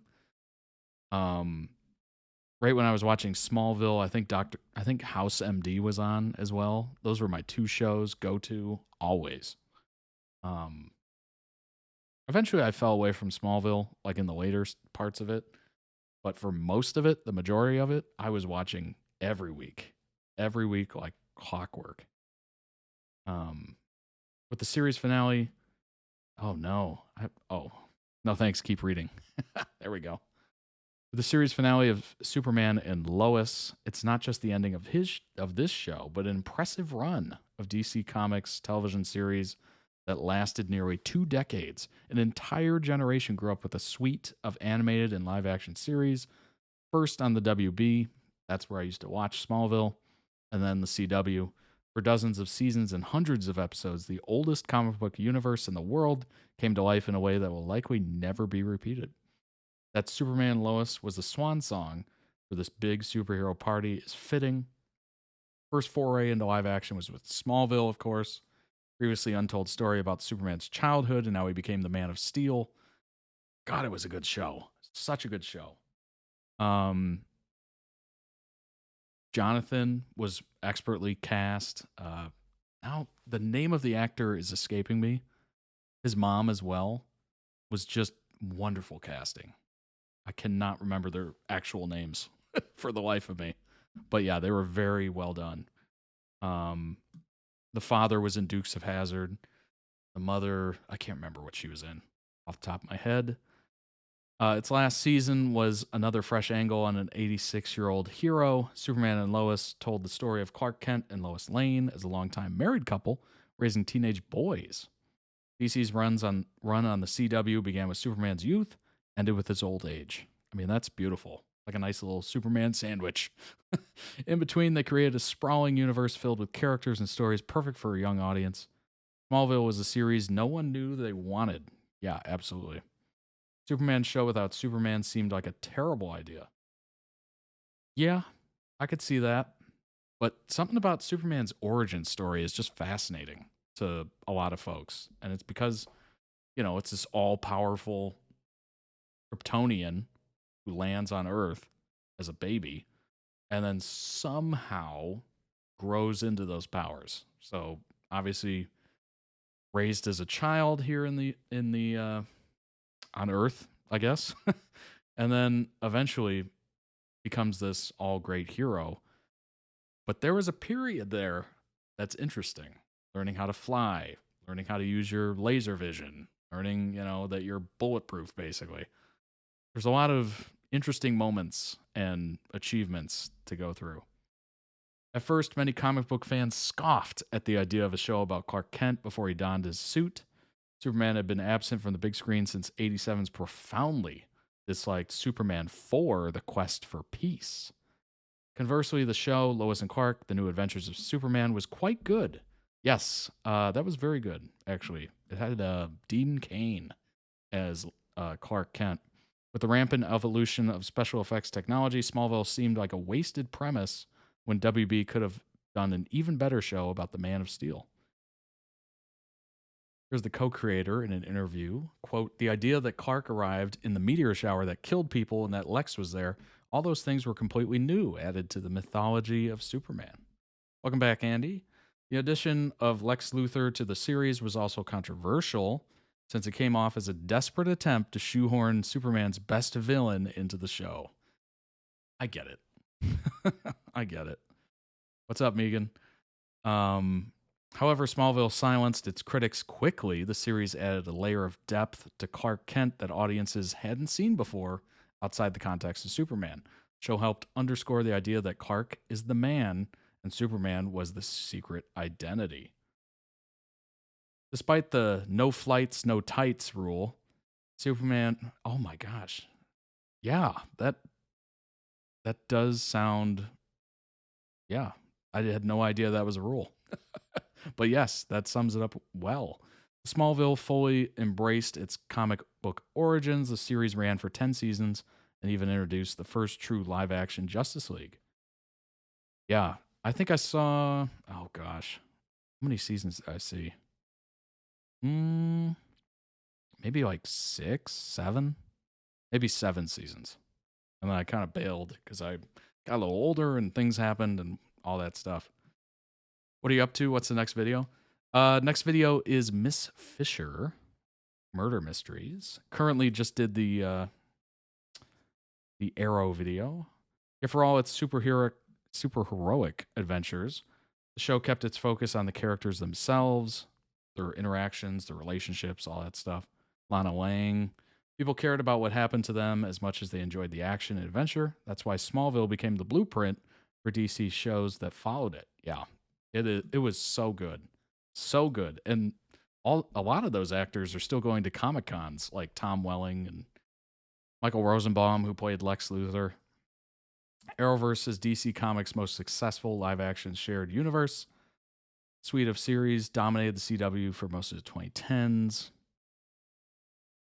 Series finale of Superman and Lois debuted on the 10th anniversary of the first Arrowverse crossover. Arrow landed shortly after Smallville ended, offering a dark and relatively grounded story with no powers, yet by introducing characters like Helena Bartonelli's Huntress, Deathstroke, and eventually Barry Allen, it launched what became DC's most successful shared universe in live action. 6 shows, 2 animated miniseries, the Arrowverse was the most impressive accomplishment. That is pretty amazing. You had Arrow, The Flash, of course, Supergirl lasted a while. DC Legends of Tomorrow lasted about the same amount of time. Black Lightning for a little bit, and Batwoman for quite a condensed period. While the DCEU rushed to emulate the Marvel comic universe on the big screen, oh my gosh, yeah, that happened everywhere. Everybody's got a multiverse. The Arrowverse took its time to build its world and establish its characters. Not only did these heroes interact, but with the extended narrative space television provided, they felt like real friends. Crowning achievement was the massive crossover, Crisis on Earth, Infinite Earths. Not only celebrated its own universe, but every iteration of DC's live-action past. They did it all with the lowest budgets and a grueling production schedule. The Arrowverse gave young viewers a DC saga filled with the kind of morality plays superheroes do best. Characters were representational, told stories meant to uplift, inspire, reinforce values these heroes are supposed to stand for. Honestly, it was much better than Justice League. Justice League was so rushed because they were just trying so hard to catch up and catch the Marvel wave. It was just bad. The fact that they didn't even do individual videos for some of the characters of the Justice League before they did the Justice League just tells you just how badly they wanted a slice of that Marvel pie. Oh my gosh. It was unbelievable. And not even the Snyder Cut can save it. I know people really love the Snyder Cut, but it's still not as good as the Avengers. Period. Short-lived DC TV series brought unique characters to the screen. None of these DC shows lasted for long, but still made an impact.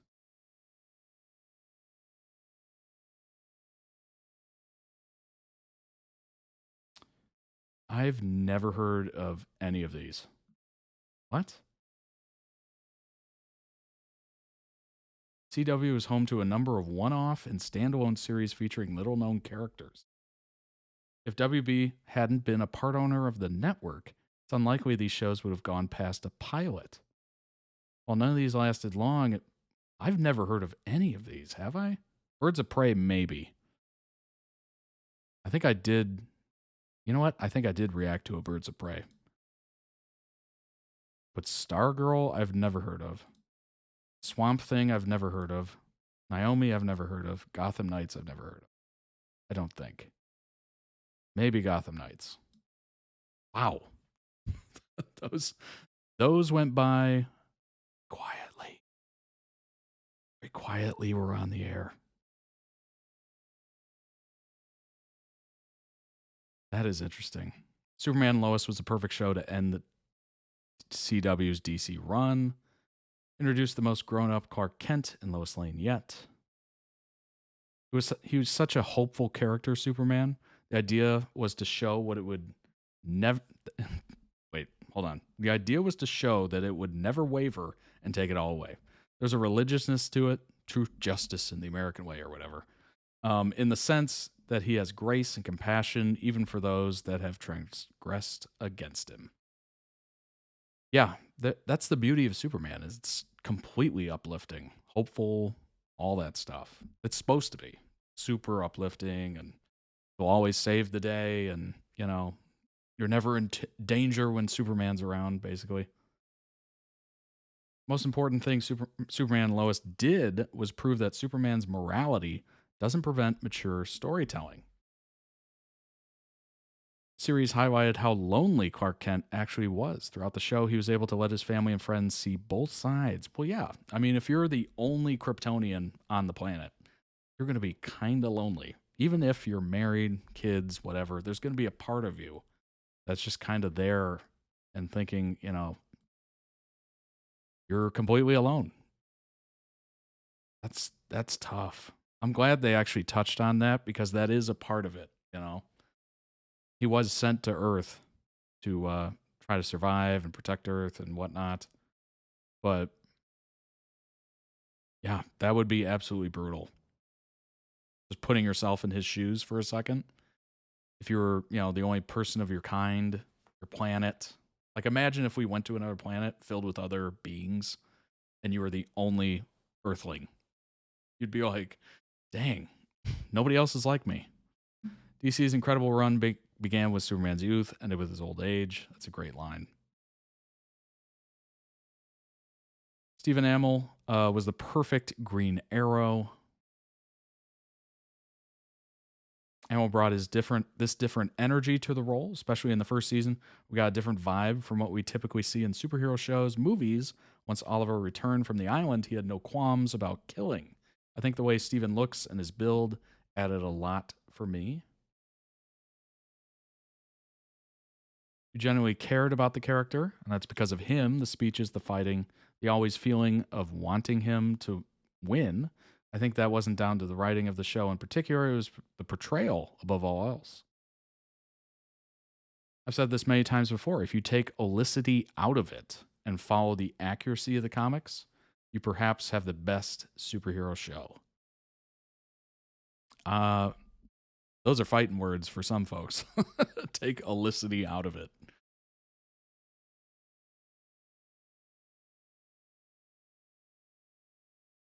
Stephen Amell was also the starting point of what was, at one point, the best TV superhero universe. Started with Arrow, and because of that, spawned this incredible universe. Talked about it prior, but Arrow saved my life. It made me invested in it.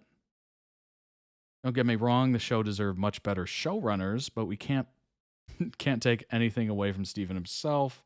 He had a script and had to go with it. I don't blame him or any of the other actors at all. I blame the writers for taking the show to PG instead of focusing on it being a dark show. I think that's, yeah. I mean, it could have certainly been a little darker. I mean, it's the same network that brought to you The Vampire Diaries, which has a lot of violence and blood in it. They could have really turned up the notch a little bit, made it a little darker from what I've seen. But I don't know. I've seen the first couple episodes. I've reacted to the first couple episodes on the website. It was pretty dark. It was pretty dark. Maybe it lightened up over time. I have no idea. But it started out pretty dark. But yeah, I have no idea if it was PG later on or whatnot. Let me know. Particular Green Arrow was loosely based on Batman, certainly. Same villains, billionaire with no powers, expert hand-to-hand combat, master tactician, among others. Works for the Green Arrow, and I see no harm in that being the case. I even love the subtle references to Bruce Wayne and Batman as the show progressed. Don't believe Stephen's version will be topped. Probably not, honestly.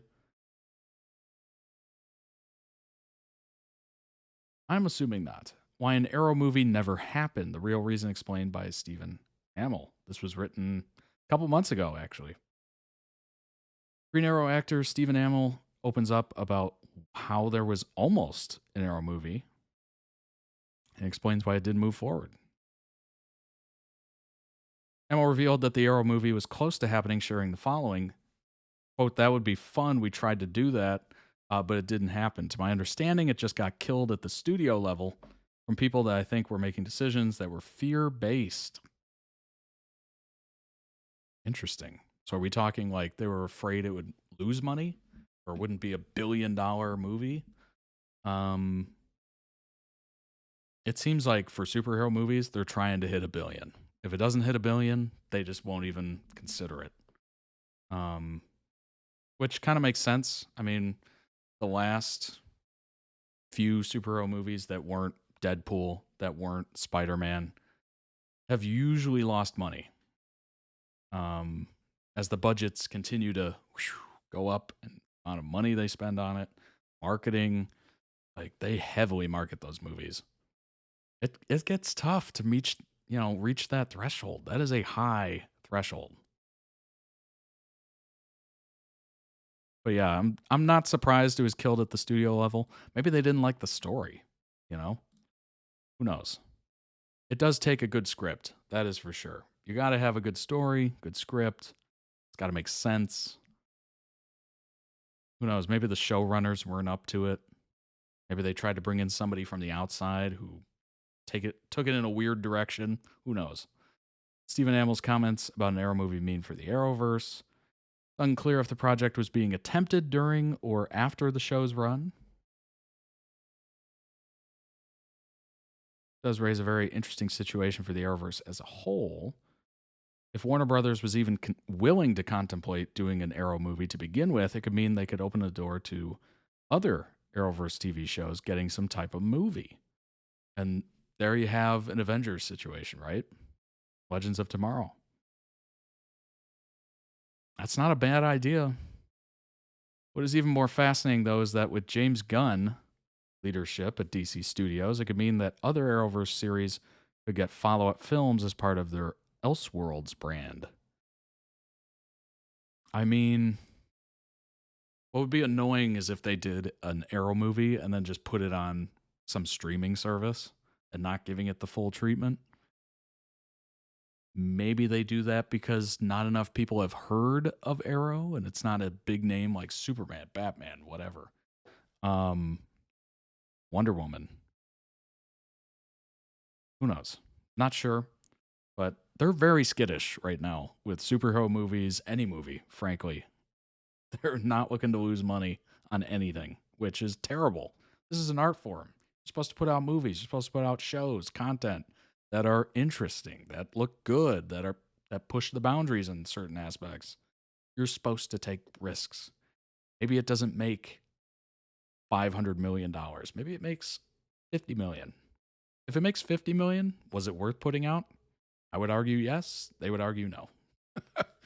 It's interesting, right? We used to have a bunch of different one-off or maybe like films based on plays, whatever, that would do okay. They wouldn't make a ton of money, but they would make money or clear the budget or whatever. They're just not willing to do that as much, which is just awful. Which is why we're in this. That's why we're in this situation. They just don't want to do it.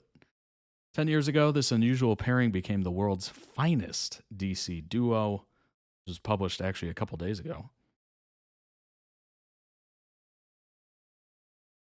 Ask any fan who the best DC Comics super friends are. Their answer will likely be Batman Superman. From the disparity in their powers to their different worldviews, the Dark Knight and the Man of Tomorrow are the kind of opposites that attract more powerfully than the strongest magnets. Surprising that the Flash and Green Arrow, two characters barely connected in the comics, outshined that relationship, starting with the first Arrowverse crossover 10 years ago. That's crazy. Time flies. Arrow and the Flash were two different kinds of shows. The tonal differences between the shows makes the crossovers stand out. Oliver Queen was a tortured, brooding hero who at first had little compunction, wow, about killing his enemies. Barry Allen, on the other hand, was a brilliant goofball. Arrow to Barry from the Flash series premiere, quote, "You can be better than me because you can inspire people in a way that I never could. Watching over your city like a guardian angel, making a difference, saving people in a flash."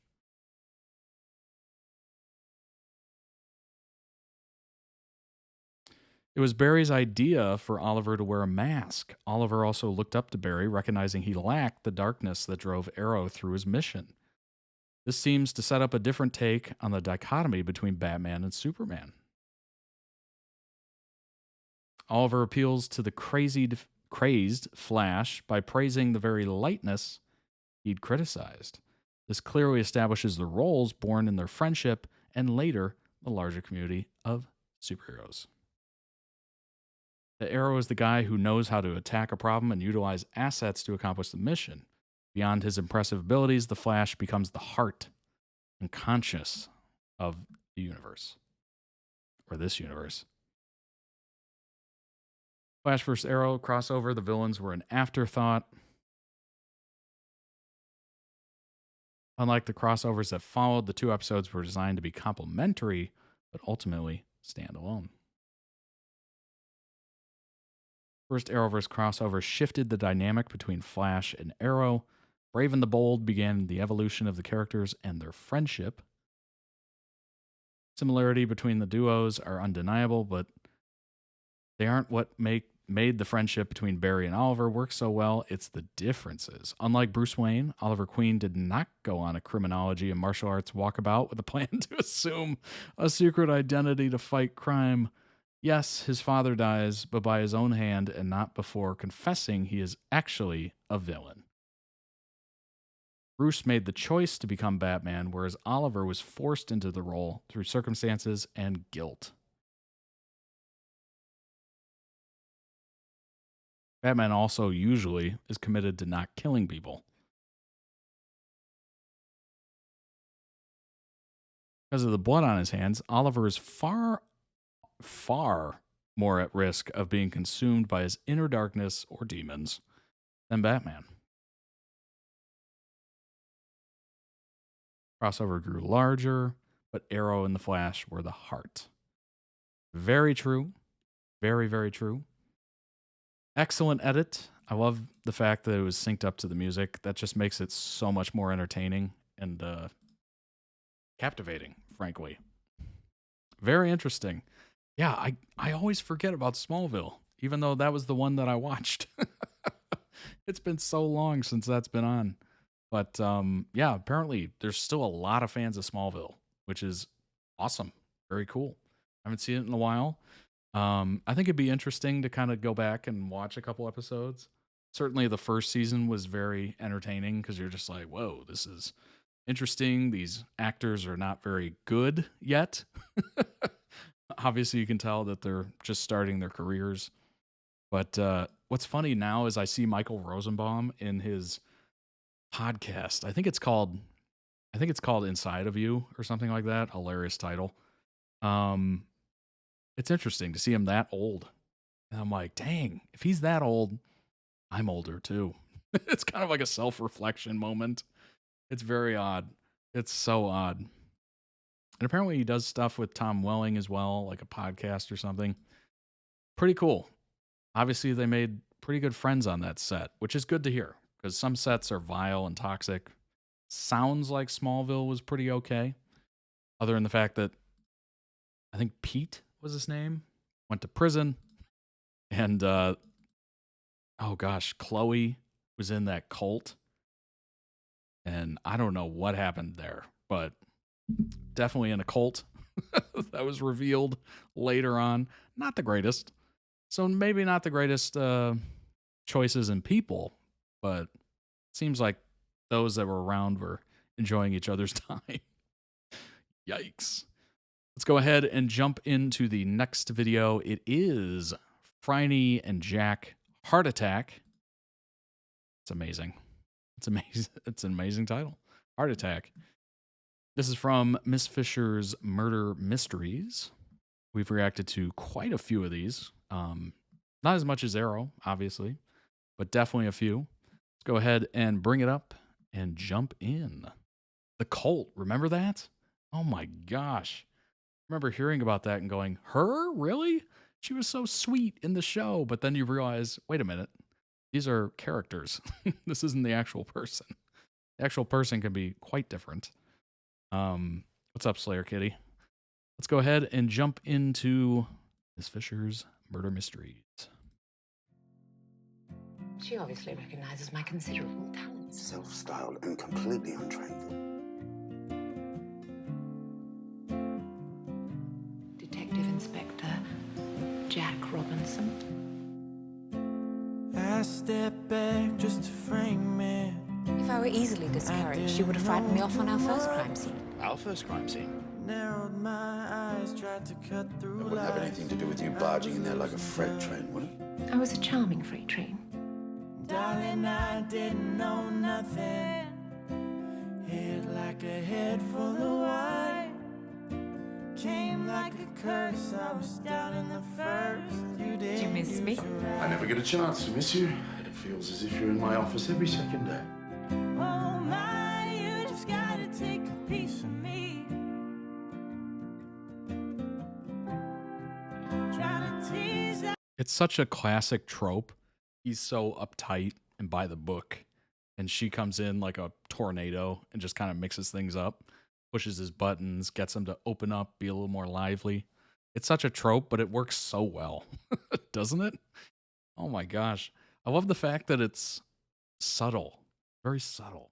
You know, most things nowadays are very in your face, you know, marketing, everybody's their own brand, of course, pushing their own things.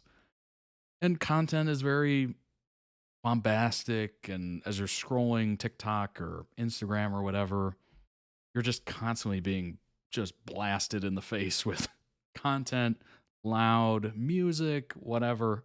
And it's just everything all at once, basically. This is very subtle. It's very subtle. It's in the eyes. It's in the little smirks, the corner of the mouth that goes up. It's just, it's like a nice little break from the current era. That's what I've gathered, at least. Perhaps we could allow ourselves just one candle. I think I could cope with that. I've been waiting on the day all night. That's what surprises me, Detective Inspector. In fact, lately, you're full of surprises. It's all part of the job. Good gracious, you're a heart attack. Hello, Jack. Oh, come on. You'd be disappointed if I didn't show. And how is it, Miss Fisher, you always manage to turn up when I'm on the case? Not always, Jack. We were something like a movie. She was more of a show. You're waving a red rag, Miss Fisher. But I'm no longer in that ring. I had my hand full of aces.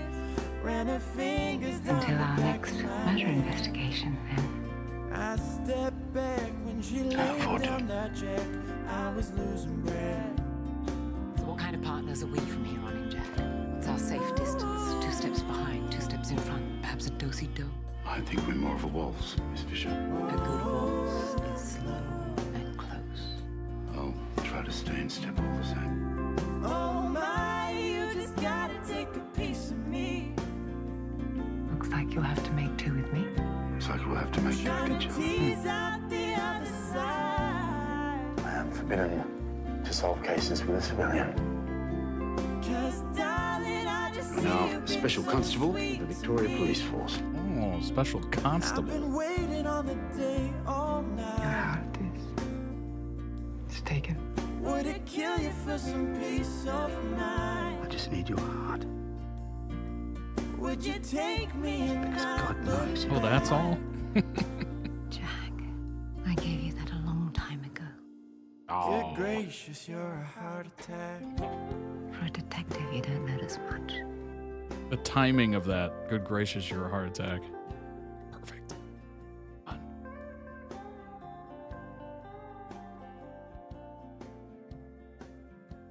All right.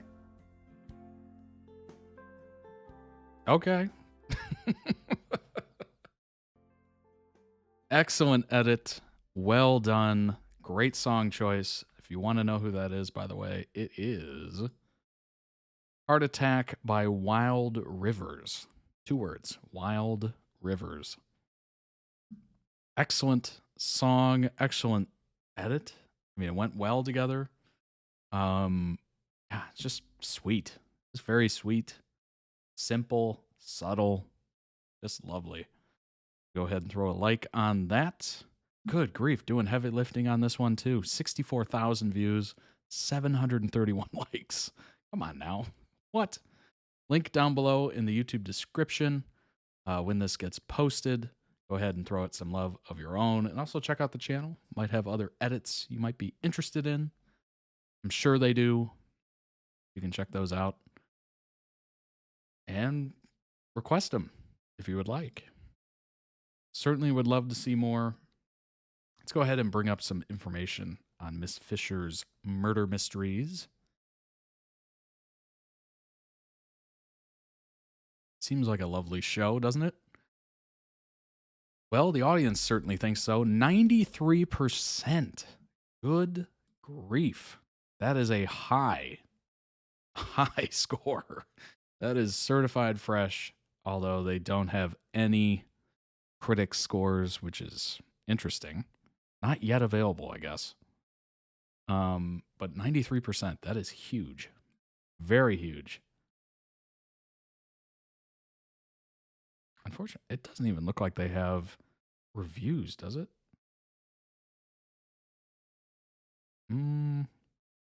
Doesn't look like it. So the first season has 100% fan score. That's wild.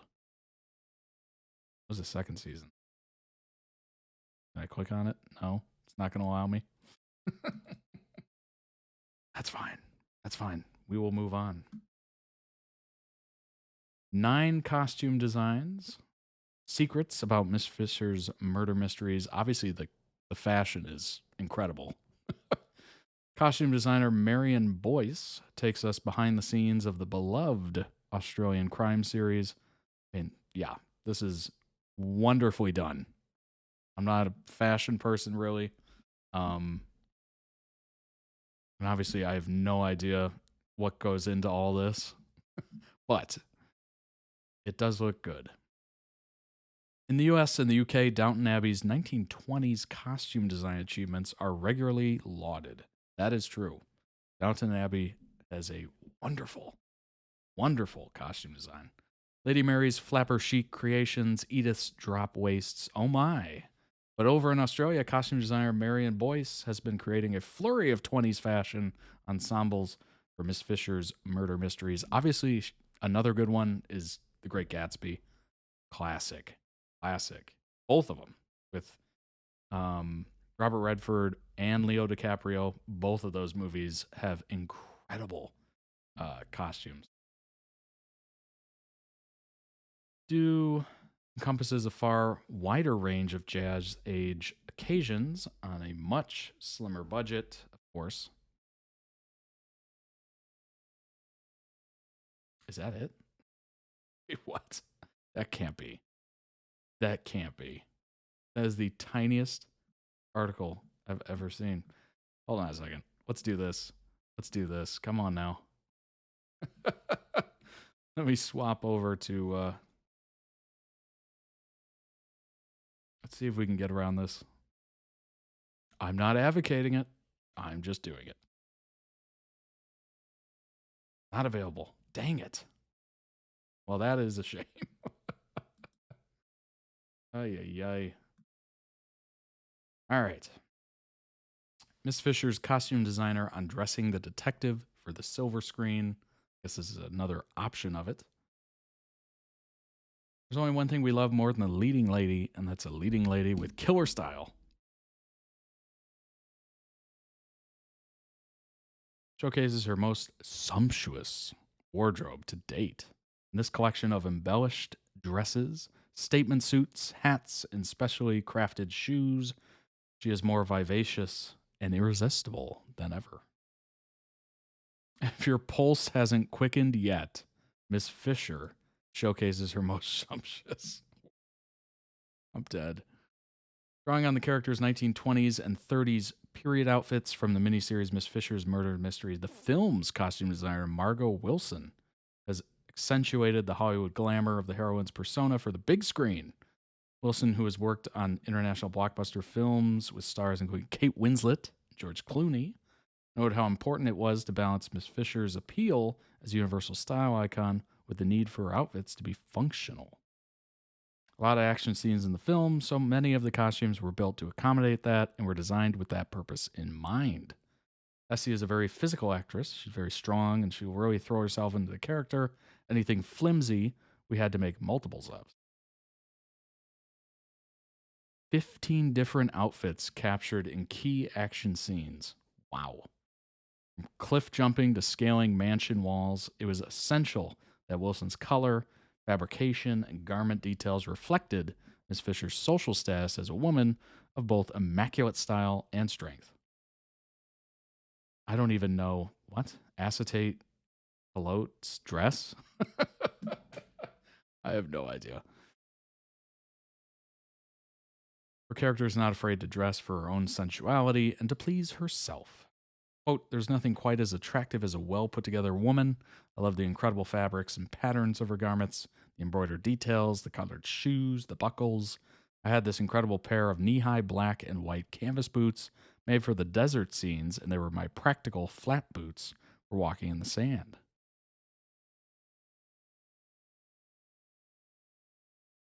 There you go.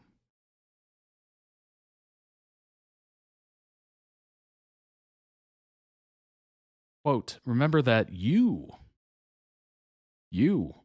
are fabulous, so you may as well enjoy it. Oh, and make sure you find the right underwear for your dress.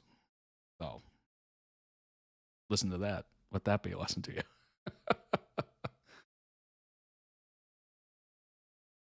That's hilarious.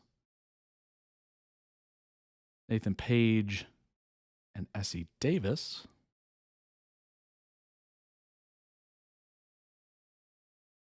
quote, the love for Phryne Fisher and a relationship with Detective Inspector Jack Robinson is kind of mind-blowingly profound. Nathan Page and I were treated almost like the Beatles, and the kind of joy that we have created in a lot of people's lives is really a phenomenon, said Essie Davis. This is Work Besties. Quote, I think that with the rich and honest relationship that Nathan and I have built between Jack and Phryne, we have created a fantastic lose-yourself-in-it experience, said Essie Davis. Nathan said, on what originally attracted him to the role of Jack, a number of things. I think the number one reason would be to work alongside Essie. I've worked with Essie before on stage. Well, that's good. They had chemistry going into it. We did the Scottish play together at the State Theatre in South Australia many years ago. And ironically, her husband just directed a Macbeth feature film with Michael Fassbender. But yeah, Essie was probably number one. In the audition process, you don't always know who's up for what, and of prime importance is getting your casting right in order to get the chemistry right. So because I knew S, when we did the final audition, it was, I don't want to say perfect, but it was a breeze because we're just naughty together. Okay. All right. And so there's that natural chemistry. She's incredibly naughty. She's an incredibly naughty, vibrant human. And I'm easily led, I guess. Laughs. Oh my God. Deb Cox, writer. We had Essie and Nathan back together again doing Jack and Phryne, and they just got back on that horse like they never left. Their banter is great, watching them relate. You can see they really are the heart of the film. It was great having them and that chemistry back. Essie, we always cannot stop laughing when we're together. No matter how frustrating or hardworking we all had to be, it was always filled with love, joy, and silliness. That's awesome. The Thousand Faces of Essie Davis. People don't realize I'm the same person. With star turns in Miss Fisher's murder mysteries, The Babadook, The Matrix, and The Slap, the Australian actor will soon add Game of Thrones to the list. This was in 2016. Franny is often who people would like to be. She fights for the underdog. She fights for women's rights. She's incredibly sophisticated, independent, and she's not afraid to put anyone's nose out of joint. Bang. Essie Davis is back in Australia from the UK for a flying visit to attend the Logies Award. Logies? The actor was nominated for 3 awards, including Best Actress, Most Outstanding Actress, and the Gold whatever for her role in the ABC period drama Miss Fisher's Murder Mysteries. Although she didn't take home any gongs, she's thrilled the show is so popular. Just goes to show how happy Franny Fisher makes so many people. Obviously, the chemistry between Jack and Franny is huge. Have this funny, naughty, flirtatious, zingy relationship. It's delightful to lean into and watch. Oh, but then Franny is also falling for lots of other people, so it's nice watching those relationships evolve.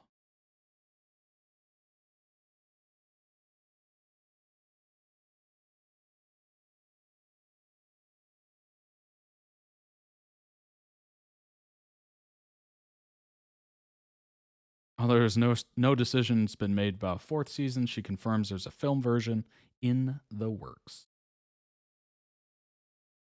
Boy, if you're a fan of a show, the fact that a movie is in the works, I mean, at that point, you're just on cloud 9. You're like, I mean, give me a movie. Let's see it. Let's see the time and the budget and everything. Because you know it's going to look better. It's going to feel better.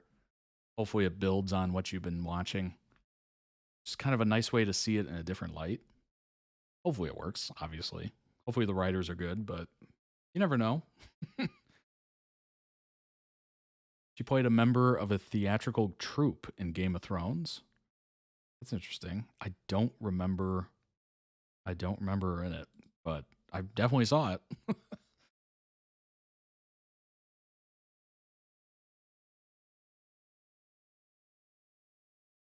Oh, gotcha.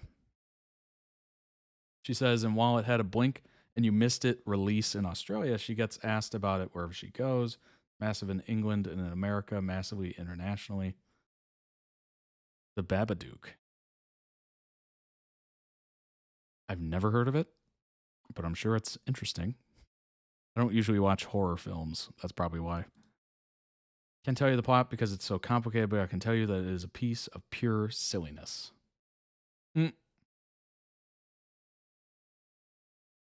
Mindhorn. Can't say I've heard that one either. Interesting. A great edit all around. Yeah, just what's not to love about that? Period pieces are just so lovely. Gosh, they're like a little escape into like subdued, subtle, more relaxing content, I guess you could say. Certainly you can, there's shows that, you watch for comfort and stuff like that can be crazy and wild and whatnot, but something about those period pieces, it's just so relaxing. Like it's you're not expecting anything loud to happen. It's very much you can just lay back and just kind of soak it in. Very nice. Let's go ahead and jump into the last video of the week. It is the Next Prince series. This is a quick one. It's about 1:37. I believe it's a teaser. No, it is a teaser. It says teaser in front of me. I read it. It is a teaser. So let's go ahead and jump into that. Let's get that ready. Thanks for sticking around, everybody. I appreciate it. I hope you've had a wonderful day. ZeeNunew indeed. Oh, you know what? I should probably adjust. I'm assuming there's closed captioning. Just taking a wild guess there. Let's go ahead and adjust it for that before we jump in. And let's... Every time I say let's go, I think of Mario. Let's go! Let's go.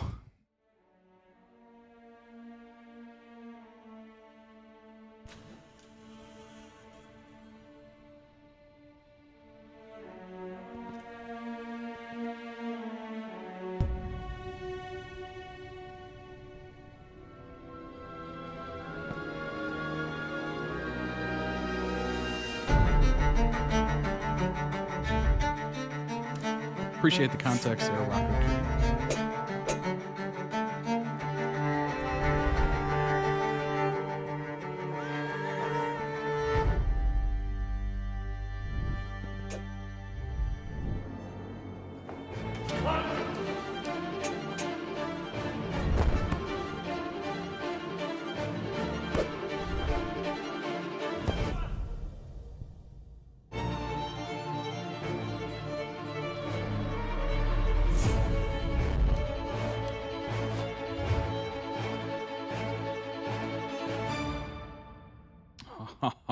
Oh, that looks good. ป้องคณินดูแลคณิน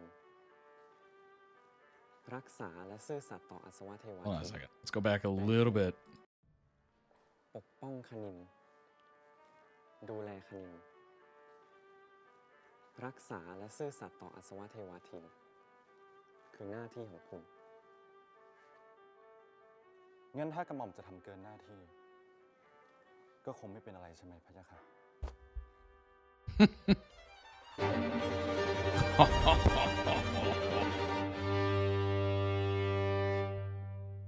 Dang.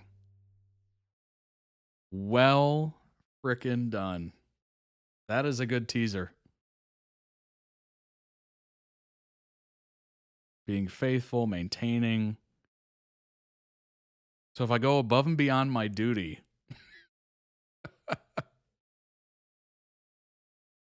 that'd be okay. Wow. Okay. All right. Lots to interpret there, obviously. Link down below in the description on YouTube. Go ahead and throw it some love. Wow. That was definitely a good teaser. It gave you just a little bit. Obviously, you're interested. I mean, usually, if you're interested in ZeeNunew, obviously you're going to be interested. But if you hadn't heard of ZeeNunew, you'd be interested just in that little bit. It didn't give away the plot, really. Gave a tiny little bit. You know, obviously there's going to be some protection involved and bodyguard kind of thing. But not enough. Just a little bit, which is good. It never made it out in 2023, set to come out now in 2025. Wow. Wow. That is, you know what, though? I'm okay with that. I am definitely okay with that. Because I hate that I relate everything to video games, but it is what it is. It is what it is. I would rather have it be delayed and be good and great than to have it come out early and it's not as good, the writing's not as good, maybe the production quality's not there, and be rushed. There's nothing worse than an art project that's rushed. I'm sure you might have done something in school or whatever, where it's like an art project or a science project or whatever, and you rushed at the last minute to get it done. I'm sure it looked like crap. Maybe it looked good. Maybe you were able to pull it out, but it wouldn't have been as good as if you put more time into it. They're in the middle of production? Okay. They waited to make sure the script was right. Yes, that is good. That is good. Definitely appreciate that. It's going to cost money. Yeah, that is true. They got to get the funding, sponsors, all that stuff. Costumes are so good. Well, that's good. What did I say last time? I said this on a previous stream. I said, I can't remember what it was. It was like costumes, the story, the cinematography is really important. Obviously, the music. Like, there's certain aspects that are just crucial. And if you don't get it right, it throws off the whole look. Music, costumes. I can't remember what else. But yeah, that's amazing. That's a nice little teaser. Nothing is worse than when they put out a teaser and it's like 5 minutes long and it just spells out the entire movie or show. And you're just like, why would I go see it in theater? Or why would I watch this? I literally just watched the entire story arc. Like, what? Or like those long trailers. And it's just like, what are you doing? Pilot coming up in 1 hour coming streams would be great. Yeah, certainly. Yeah, the top three. Well, top three that a series has to have that make it interesting or like decent to watch. Like purely visual. Like costumes. Something about like chemistry, interaction. I can't remember what I said. I thought it was profound, but now I can't remember. I'm sure it's in there somewhere. Just have to find it. The next Prince does say it's scheduled for 2025. Maybe it's more like 2025 ? Actually. 14 episodes. The nation of Amelia is known for its abundance, both by land and water. Amelia is ruled by a monarchy and is divided into 5 regions and leaders. According to royal law, each region must send their heir to compete in order to become a monarch. The winning heir's father becomes the new king of Amelia. This story follows the crown prince and heir Kanin and of the, oh my gosh, I can't even attempt that, royal family and his royal bodyguard, Cherin, whose family has been the royal guard for decades. Then lives far away from Amelia, and he doesn't care about seizing the throne. Cherin, as the royal guard, has the duty to bring Kanin back to the country. Interesting. It was definitely a bodyguard, as we can see from the tags. A long last name. Indeed it is.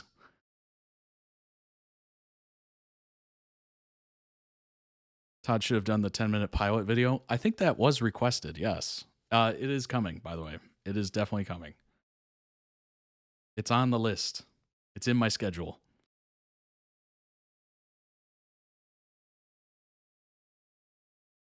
Oh. You spotted that. That's funny. No reviews submitted. I'm sure that people would love to do one right now, even though it hasn't even completed.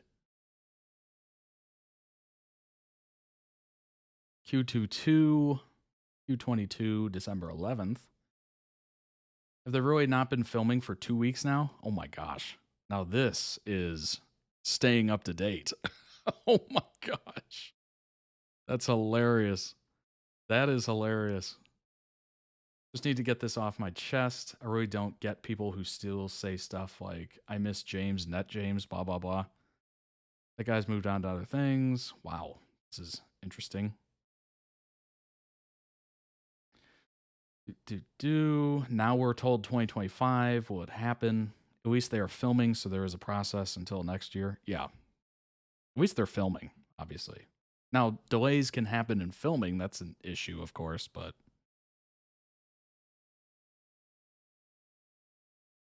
The Dreamcatcher concert.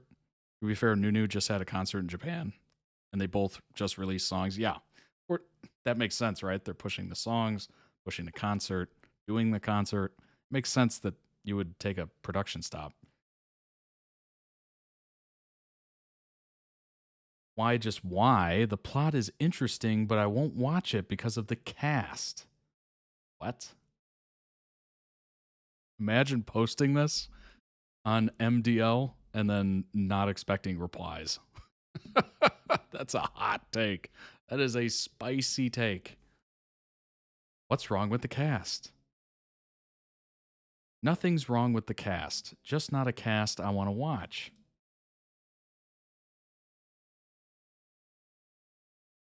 What? What does that mean? What does that even mean? Nothing's wrong with the cast. I just don't want to watch it. Okay. Clearly a troll. My comment above wasn't meant for y'all freaks.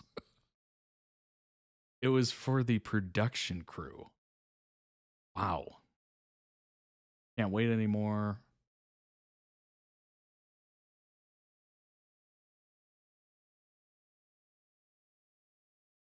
That's so funny.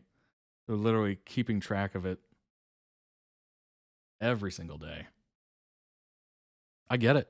I get it. People are really excited.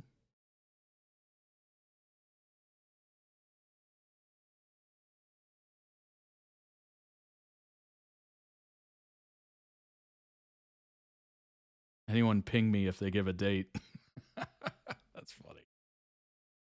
The cast of the next Prince, obviously, I'm pretty sure we've looked at this before. And then it was, try to pronounce all the names. And I was like, I can't.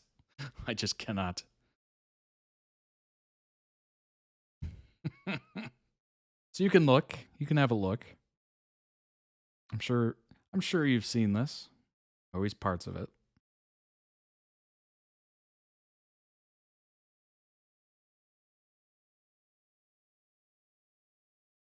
Update on the next Prince's filming.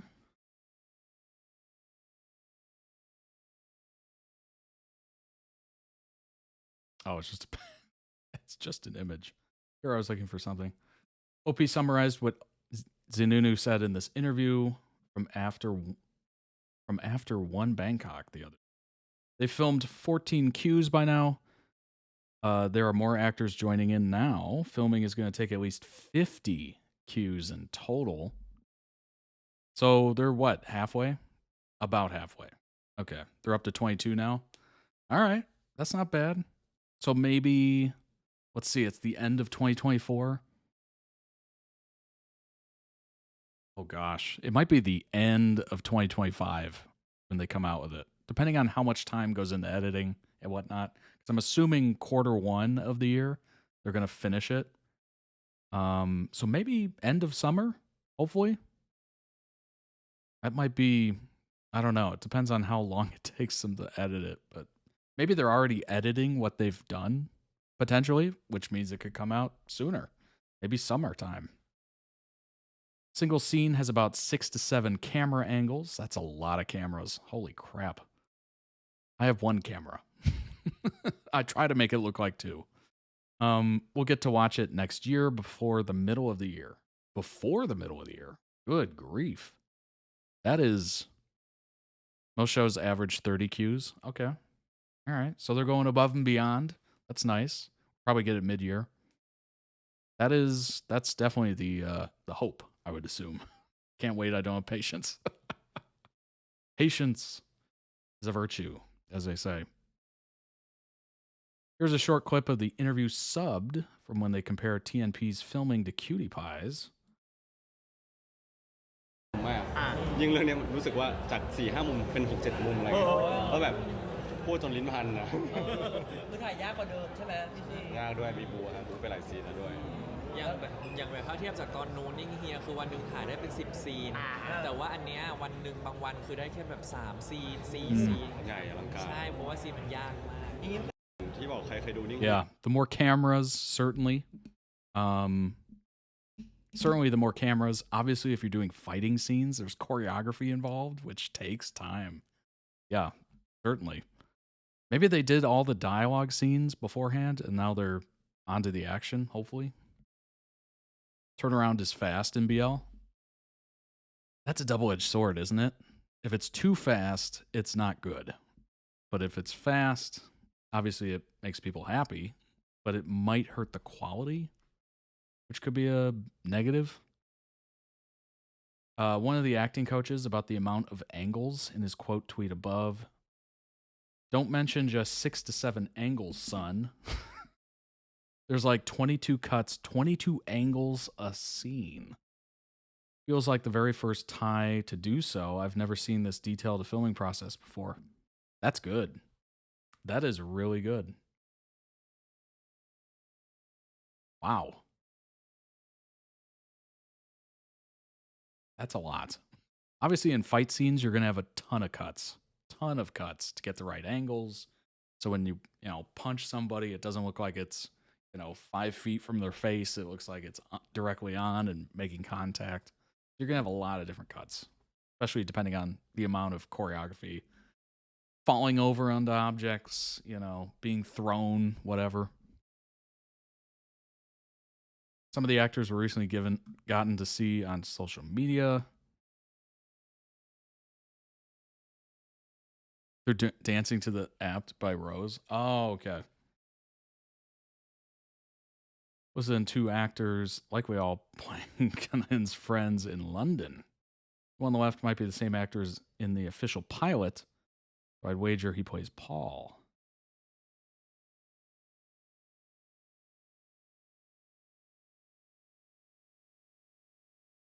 Plus some locations and bits and bobs. Wrapped Q11. These 3 Qs were epic. Such an honor for me to be a part of this. Can't wait for the next Q. Q13 script.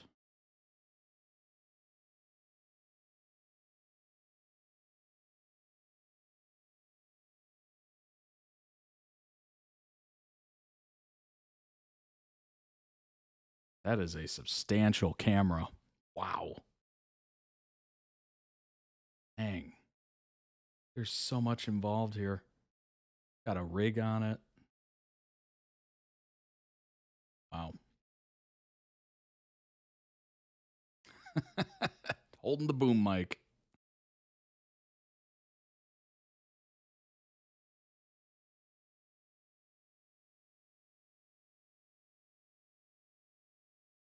The first tags. 50 Qs. Damn, we really are only going to get this until next year. Yeah, hopefully it's high quality though. How they carry that big of a camera? Usually this thing does have wheels. That's good. And a bunch of drinks on it.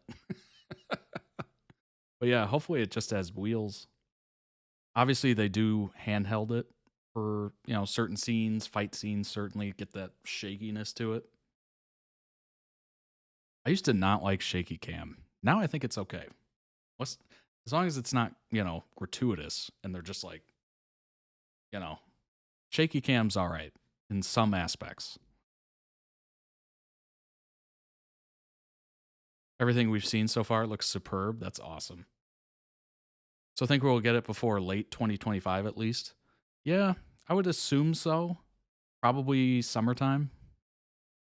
Usually release their shows quickly after filming, plus start releasing episodes sometimes even before the last episodes are done filming. I mean, that's amazing.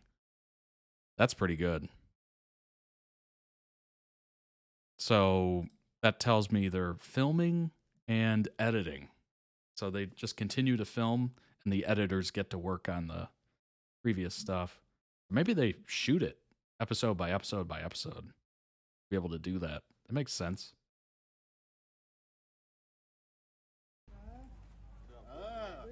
Is he rehearsing an action scene?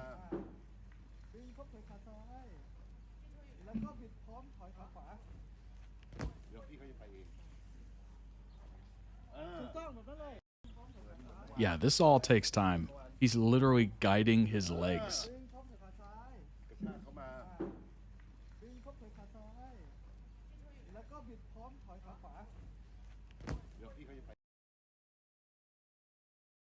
At least that's how it was with Cutie Pie. They started releasing before they were done filming. That's amazing. Depends on the show. Gotcha. Q9. We got some stills and a selfie of New with Tang, was Kanan's father. Okay. Let's do it. I do this? I can't do that. I was trying to hit the next button.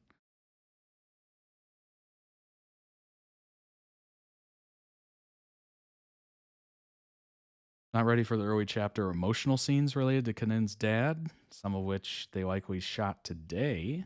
I'm extra ready for both director and acting coach.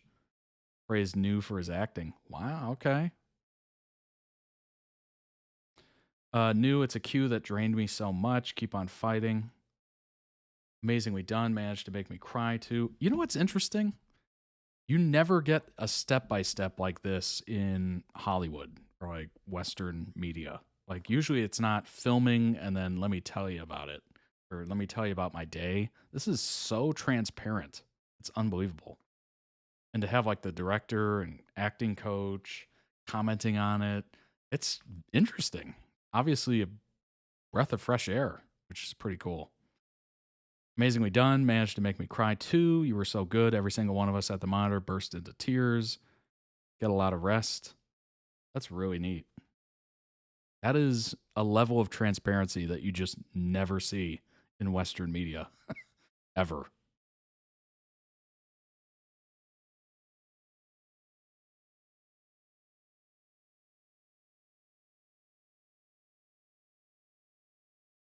Here's the thing. ZeeNunew, you made me cry after the cut. I just had to run and comfort him.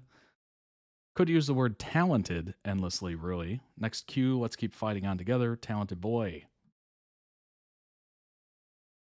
He used the song Cry Me a River as audio. All right, little Justin Timberlake. We like it. We like it. Then also mentioned tomorrow's cue, which seems to include some demanding acting from Z. So cute, get a good night's sleep. Today was ZeeNunew's day. Tomorrow you're in for it, Z. Tomorrow you're in for it. Good grief. That sounds like a threat.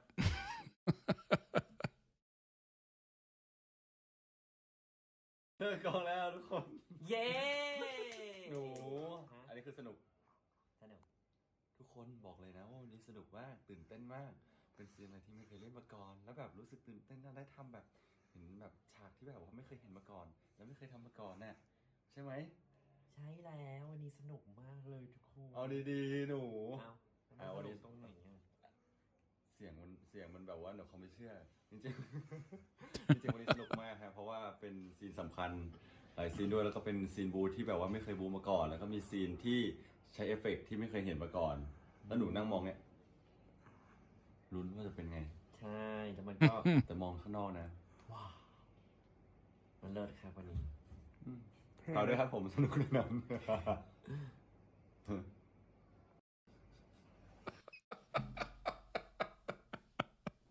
That ending was hilarious. Oh my gosh. Just the look.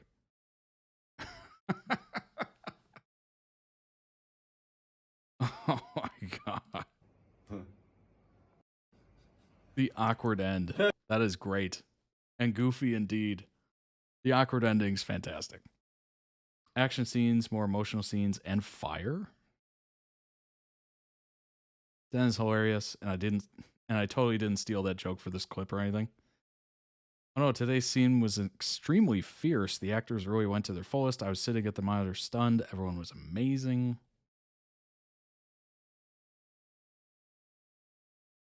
Is it Twinkle Twinkle Little Star? I love this scene again. I tried to keep myself from crying because otherwise I'd be crying again for many scenes. That awkward Z laugh is Prime Z. Yeah.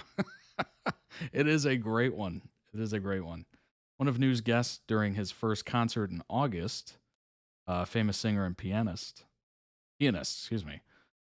Tor accompanied him on piano for a few songs, and New had specifically practiced playing Twinkle, Twinkle, Little Star with him on piano.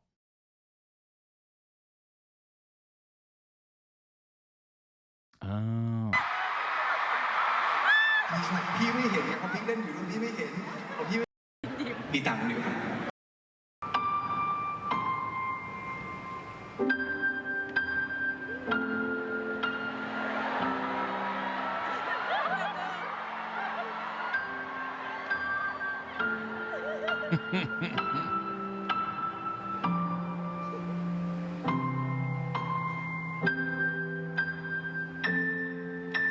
It's simple yet effective. Simple yet effective.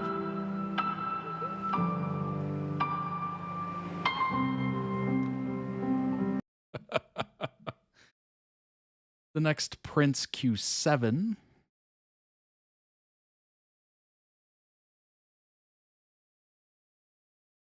First piano recital. Food on a stick. Always great. Oh. They got aggressive. They're getting angry. They're fighting. Now it just looks like Z's about to eat New's face.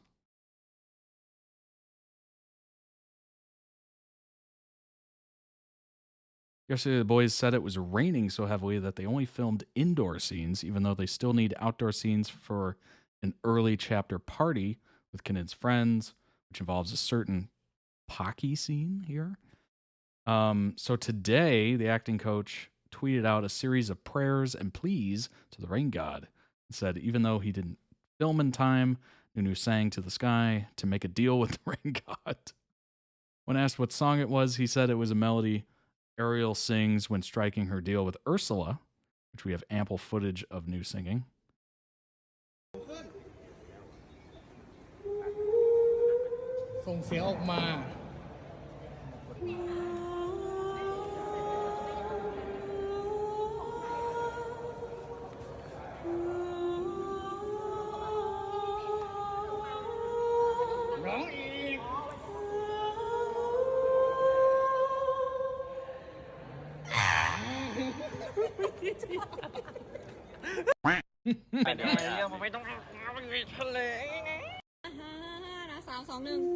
I'm dead.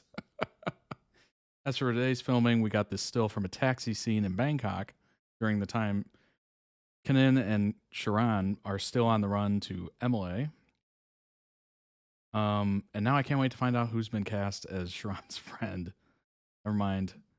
All of Kanan's friends in London.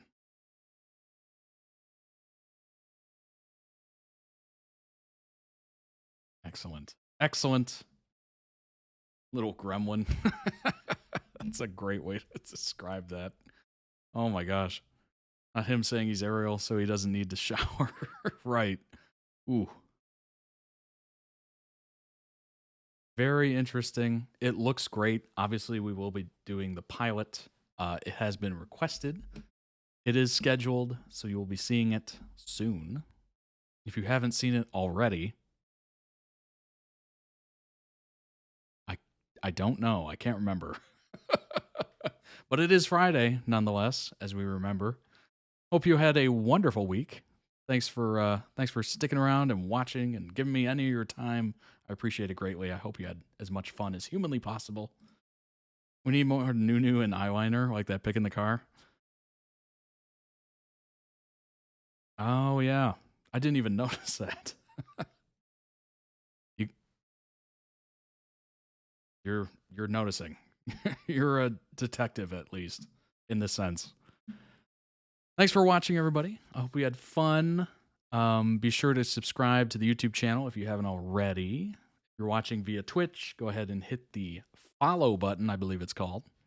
If you'd like to request your own, you enjoyed what you saw today, you'd like to be a part of it and help make it, basically, you can request toddreacts.com. Season and series tiers is how you do so. Check out the merch. Winter collection's available right now. Members of the website save 15% on all orders. Join the Discord. All these wonderful people that you saw in chat today, they're all in the Discord. Join the Discord. Join the family. Join the community. And I know you'll have fun. Certainly looking forward to your opinions and what you have to contribute. Of course, of course. Is there anything I missed? I think I got everything. I should, yes, Monday. Monday indeed. I will see you. No, at this point, it will be Christmas Eve, the 24th. We'll see you on, I think that's a Tuesday, right? 24th? Yes. The 24th is a Tuesday, I'm pretty sure. So I will see you on Tuesday. It is a little different than the usual Monday, but I figure, you know what? We'll change the day that you see it. And maybe that'll be a nice little Christmas gift or holiday gift for you. And for you to enjoy whenever you want. If you want to enjoy it the 25th or the night of the 24th, whenever. Or you're too busy and you watch it on the 26th. You can also do that. Thanks for joining, everybody. Today is the 20th, indeed. So Christmas is right around the corner. We celebrate. I will see you on the 24th. It is very confusing, isn't it? I hope you had a wonderful week, and I hope you have a wonderful weekend coming up here. Do something fun. Do something interesting. Get your last-minute shopping done if you haven't already. I mean, come on. What have you been doing? What have you been up to? Let me know. Don't let me know. You don't have to. All right, everybody. Thanks for joining. I appreciate you. And I will see you on the next one. Tuesday, Christmas Eve, the 24th. Bye-bye.